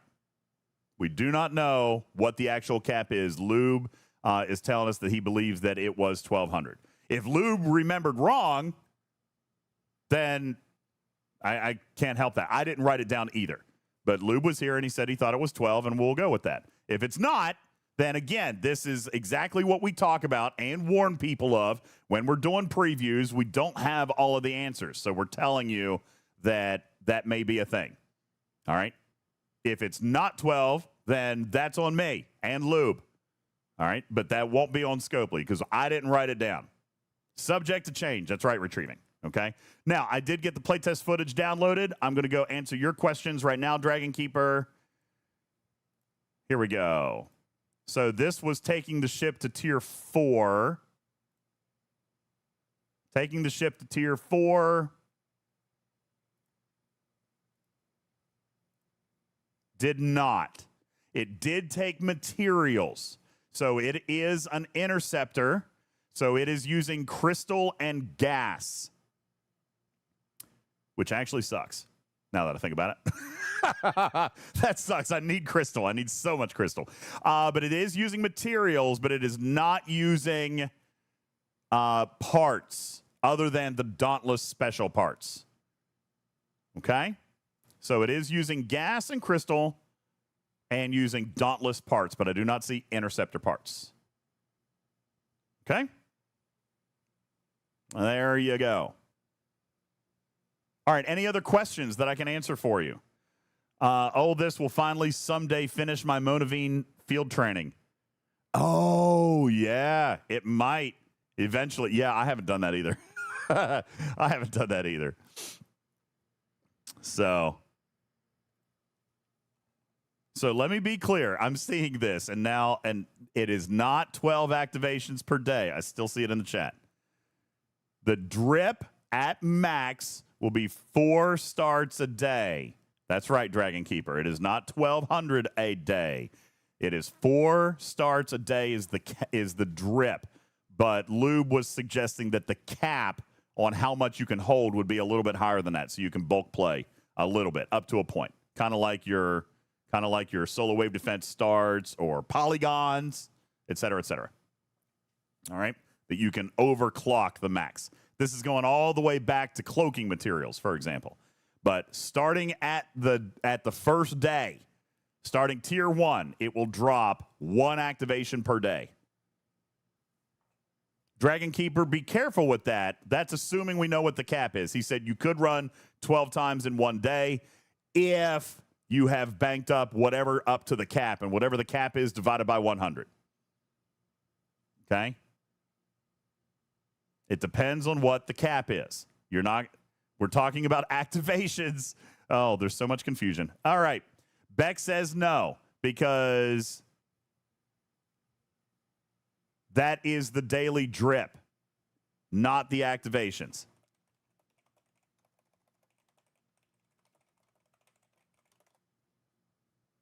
444 starts. That's correct.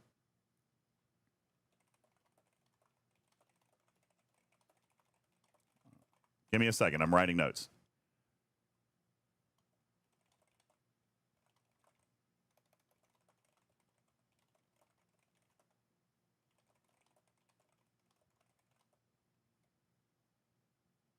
All right. I'm being told to make sure that the chat knows. Now,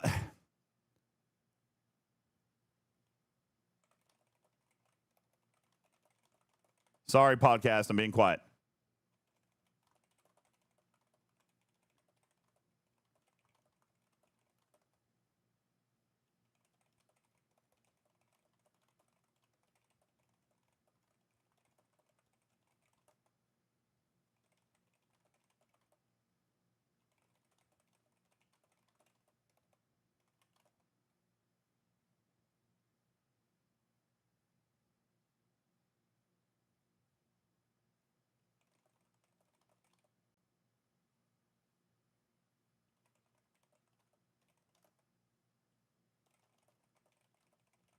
Okay.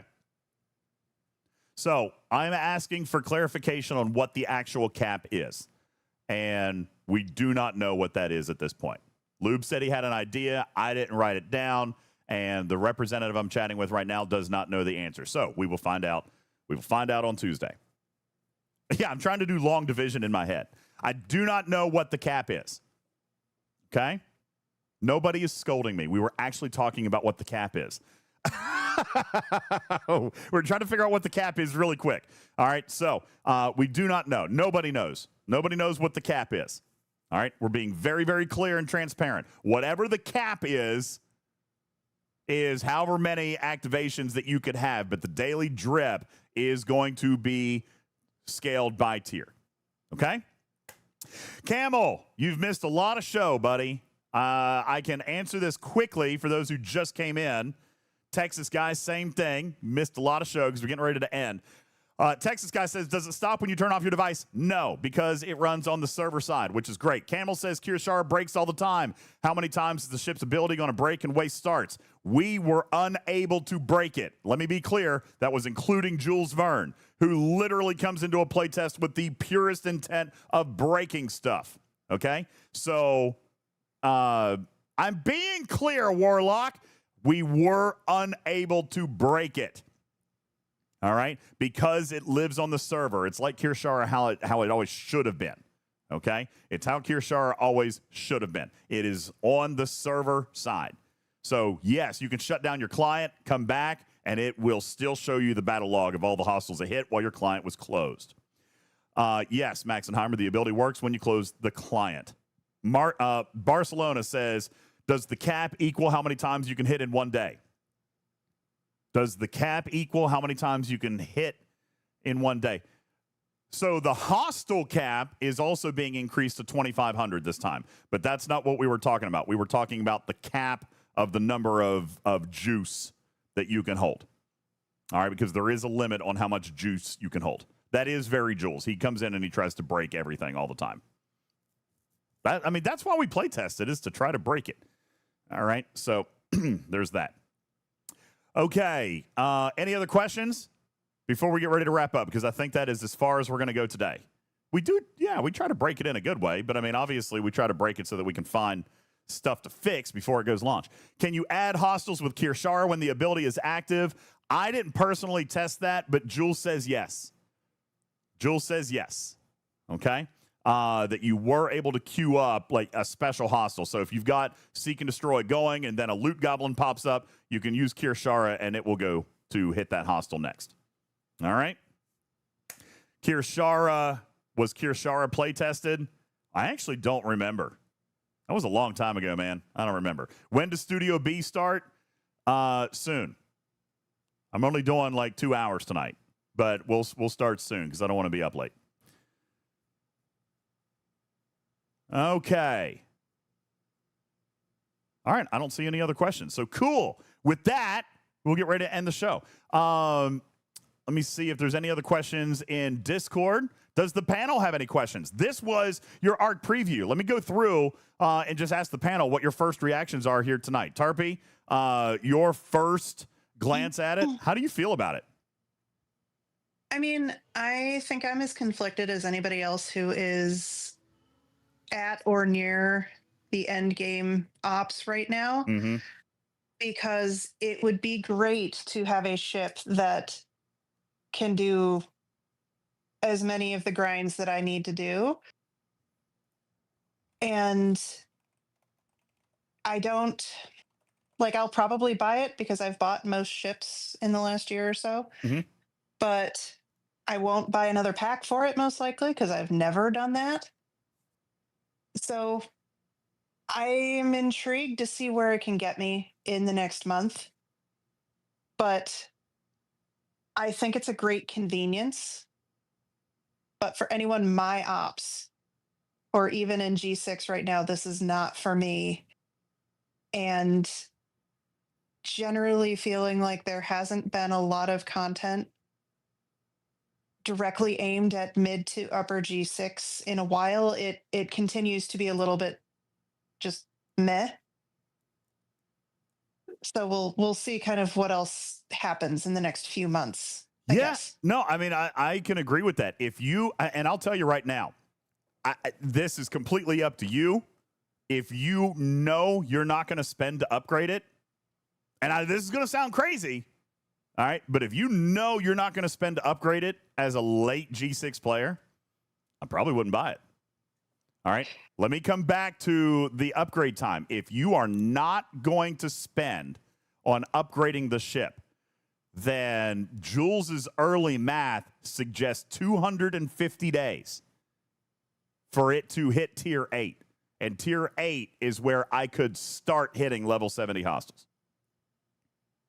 So, and I see that, but I also, I mean, I'll look at what other packs are out, and if I don't need to spend the $100, I won't spend the $100. But often the way I purchase packs like that is things that get me a lot of extra rewards in that month. And if there's anything as equally rewarding as buying the $100 building pack that I didn't do last month, then I'm perhaps likely to do that. So I also need to see what some of the events look like and see what the day one pack looks like, that kind of thing. Sebkino also points out, though, on the other hand, DJs, if you don't buy it, then you're 350 days because of the 100-day lead time on the ship, and that's how he would think of it. And that is a fair point. You know, also looking at what is in the pack will absolutely matter. If it ends up being a $200 station pack and you get the ship, then sure, maybe there's no downside. But we do not know what that special pack is going to look like. Texas Guy says, if I can get it to tier 8 with one pack, then maybe I would actually do it. But if it's 3 packs, probably not. And you got to think that would be upgrade packs on top of the pack you already spend to buy it. So it definitely does matter. But I'm going to point out, I am curious. Tarpy, you said something very, very specific, and I'm going to hone in on it. Are there events? Are there events that are going to pay out rewards for me having this ship? Like you said, what can I get from it? That is my kind of curious question, is because this ship doesn't do anything that you can't already do manually. You see what I'm saying? Yeah, but there could be an event that specifically uses its ability. Yeah. Or something like that. Like or 10x points if you kill the hostile using Seek and Destroy, for sure. Right. And, So and we'll it's probably like, see that. I would imagine that we're going to see that. Yeah, I there's don't know. also been in the past, there and I don't want to get into this conversation today, but in event store months where it's capital E, capital S, event store, you get a significant loot bonus for that month. Again, I don't want to get into the event store conversation, but if there are things like that where you get 60 shards of an officer, that's actually pretty useful. Often that's enough of an incentive for me to want to invest in the content to get that 100 days jump on something as well. So it's like, I also would have the tier up boxes 100 days sooner than someone who went the free to play route, which would help me with the buildings sooner. It would help me with the forbidden text sooner, yada, yada, yada. So like it's the impact of the number of downstream effects that is usually what I look at when I buy things. Yeah, no, that's very, very fair. As a matter of fact, you point out something really, really, really accurate here. And I'm going to go back to the video. Unless I closed it, did I? I think I closed it. All right, going back to the video, I'm just going to pull this down real quick. It only shows, I'm looking at the screen to make sure I don't have any name on it. This only shows Jules's screen, but this is the tier 7 strongbox. So this is the daily pull, not even the tier up, but the daily pull that is still starting to stock you with rare aggregation banners and the proto matter and the tier up catalyst for the prototype tech. So you're absolutely right. That is not something that I would have considered. This is going to give you the ability to start earning this prototype forbidden text stuff earlier than you could with Recon Locus. So that's a good point. And what is the other thing about the current refinery that kind of makes the daily strongbox thing even more of a draw? Because you can earn the rare and the epic stuff even though you can't refine it. Like, okay, so Recon Locus what? There's more. Recon Locus requires Ops 61, or actually requires building level 61 to earn this stuff, but this stuff comes in your strongbox regardless of Ops. All right, so that is actually very, very important. Is there something that I'm missing? Well, right now you have to choose between the building parts, the research parts, and the tier up stuff for your forbidden text, don't you? Yes, yeah, that's absolutely correct. So the strongbox will give you more of all that stuff. Yeah, I see in the chat right here, so Anubis less says, of a choice. Yeah, Anubis says, I'm going to shift my current refine pulls to only the building so that I can get the building faster. If I know I'm going to invest in the ship, then I am going to start to get proto matter. So that's actually a good point as well. Absolutely. So that's what I look at. Like, what is the long-term downstream effects? So like I wasn't going to buy the Squall, but then I saw the forbidden, or not the forbidden tech, the exocomp for the build speed, and realized that with my work schedule and my ability to spend money in the game, that was going to save me hours of mirror space grinding by just getting that exo. So I spent on the ship so that I could get the exo. Real quick, there's 2 questions in the chat that I want to ask, and I actually don't know the answer. Carissa said, does the prototype tech require a level of Recon Locus building to upgrade it, or was it just because of the materials? Does it actually have a building lock on it? I think Jules answered that it was not, Carissa. I think Jules stated that it was only the material sourcing and not a Recon Locus building. So this ship would allow you to upgrade your prototype forbidden tech faster than upgrading the Recon Locus building. That's question A. B, I kind of agree with Carissa on the other thing. This is all great, but they're going to have to tempt me with better prototype forbidden techs because I'm not impressed with what they released last month. You know what I'm saying? So that totally agree. Yeah, that's I'm never enough. Use it. That's enough for me to have completely overlooked this part of the refinery. Is because I don't care about the prototype techs that are out now. Jules kind of predicted the future on that by saying, I'm not going to invest anything into these prototype forbidden techs, but I am going to redeem the materials in case something comes out later. All right. So that's actually a really, really good perspective, Tarpy. Thank you. I got I unlocked the one flappy looking one, the Orion Syndicate thing. And I had enough time during the arc during an event for tearing up the new forbidden techs. I got a bunch of G6 crystal out of it. So I have very few problems with getting those prototype techs that I'll probably never really use at least the current ones, and then tiering up ones that count for events that I get for free. Because if they do they count for the Thursday I don't know. tech tier up event yet? I But actually don't eventually, know. I'm also going to run out of regular forbidden tech to tier up, and I still want to get rewards from things. Yeah. So, works for me. Okay. More is more. That's right. MJ, more is more. So that is definitely a piece. We're talking about capability, but we can also look at the refinery, and we've had refinery ships in the past. Again, let me be really clear.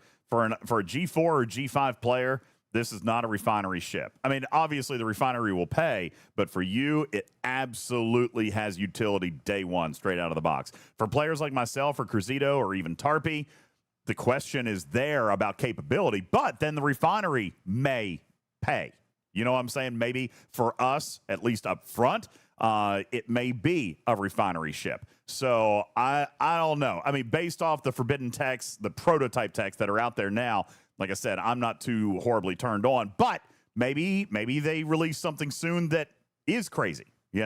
I just wish, like Cruzito, and I'm hoping, here's hoping, fingers crossed, that $100 lets me replace my dailies.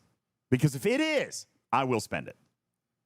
But like somebody else said in the chat, if it's 200 or 300 or 400, maybe not. You know what I'm saying? But if it does let me replace my dailies, I'm going to be excited about that, especially if I can do it relatively cheaply. All right. Any other questions? Final questions as we get ready to wrap up. Great show. I appreciate you guys coming in and hanging out. Matters is not. Putz, do you have any questions? Oh, Matters is here. Matters, what are your thoughts? Putz, what are yours? Let's go to Putz first. First of all, how's your car? My car is getting fixed. It's at the shop. It has the radiator is busted, and the whole front grille, both quarter panels. I don't know the estimate yet, but it's not totaled. That they will fix it. That's $100 deductible. Yeah, it's a good thing, right? Yeah. Yeah. Yeah. Yeah. Yeah. All right. What do you think of the new Dauntless? Well, see, I think that this is a pretty good ship. It's better the lower ops you are. Yes. And for me personally, I mean, obviously, I'm gonna get it in 100 days or less, and then it's gonna be another 200 days or less, probably, for me to get it to tier 8. Hopefully, all that said and done, hopefully I'm at op 70 by then. And maybe it might be something that will help me. It's not so for me, I'm not worried about it today. I'll collect the stuff. I'll try to get as much stuff as I can. I will try to get it as quickly as I can. But it seems interesting. It seems fun. It also seems to me that it's going to put more OPC out there for me to steal. Well, that is true. It will. That is absolutely a true statement. So yeah, Putz looking at it as the ever pirate. All right, that is absolutely true. Matters, your first thoughts on the new USS Dauntless? I like it. I think it's great. I'm in the same kind of boat as you. So, yeah. Like just anything that allows me to kind of skip various grinds in the game, I think is a good ad or a valuable ad.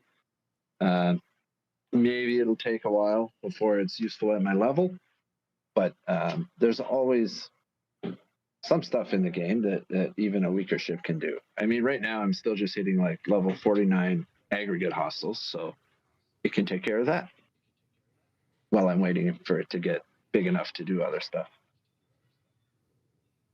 You're killing regular aggregate hostiles, not the chasers, the Suliban? Wrong. Aggregate, wrong not transitive. Sorry. Aggregation. Yeah.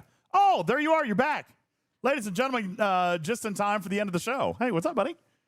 Hey. I've been here the whole time. Oh, yeah, I know. No, we actually displayed your chair just a little bit ago, and your little boy ran in the studio, obviously not wearing a shirt, and so, then it was, I'm not That tracks. Yeah, there was commentary there. Very quickly, I'm going to go to my screen and show you guys. This was not in Mirror Universe, and you can see. Oh, you can't see. Hang on, let me move this over a little bit. You can see the percentage of protected cargo looks relatively small there, Tarpy. I'm looking at, this was at tier, I believe tier 7 or tier 8. I'm showing 9.2 million total cargo, but I'm going to assume that that's probably roughly 10%. And I'm going to go with probably 1 million protected cargo if I throw that out there. So that's probably what I think it is. Roughly 1 million protected, and that's going to be at tier 8. Okay. Clearly, that's not the point of the ship. Well, I mean, it is an auto grinder. Screenshot back up. Yeah. Yeah, there's the cargo right there. Yeah. The whole thing? No. No. Oh, wow. Okay. Not gonna Leaks. Not gonna do that.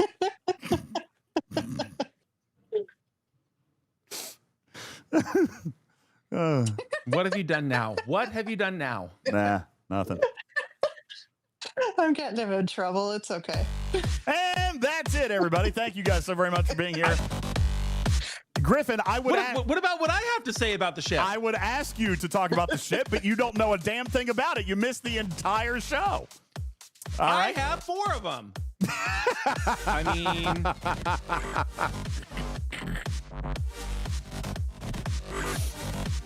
good night, everybody. See you later. Bye, guys. Thank you so much for being here. We appreciate you on this, the final episode of Talking Trek for the history books. Oh, no. Hey, why can't I log into my account anymore? What just happened? I'm not entirely sure. Uh-oh, I'm disconnected. Stream's dead. Stream's dead. All right. All right, guys, that's it. We're going to rate on out. Who is online? We're going to go check other people out, other streamers. We're going to go watch them. Look, Iron Chef is on. Let's go there. Yay for Dr. Iron Chef. Hey, we're gonna go. My name is UltimatDJz. That's Griffin. I'm Griffin. He wasn't here for the entire show, but he is here now. That's not true. And that's all that matters. Thank you, guys. Be sure to visit our website, TalkingTrekSTFC.com, TalkingTrekSTFC.com. Hey, Griffin, rumor has it that we may be celebrating the return of Talking in Cars with DJs Tuesday morning. Is that what you said you wanted to do? That is in fact the case. That is exactly what we'll be doing this coming Tuesday on the way to work. UltimatDJz will bring out his Bluetooth little headpiece dongle, and I will be recording the show live for a future broadcast later on that morning. Okay, so there will be a Talking in Cars because Griffin thinks it's important that we bring that back. So that will happen Tuesday morning as we prepare for ARC launch. Talking in Cars with DJs will be here with all of your Discord. answers. On Discord. Look for it on Discord. That Discord only. There won't be any live stream for that because I'll be in my car. All right, so there is that. Be sure to visit our website. Find links to everything, including the Discord, YouTube, Twitch, merch store, Patreon, and so much more. That is at TalkingTrekSTFC.com. Thank you guys so very much for checking out our content here today. And stand by as we head on over to the Warp Drive 5. Headed up by Dr. Iron Chef here today. Thank you guys so very much. I'm your friendly neighborhood cat person, Sam. Me out for now. Love you, mean it. Catch you on the next one. Good night, everybody. Bye-bye.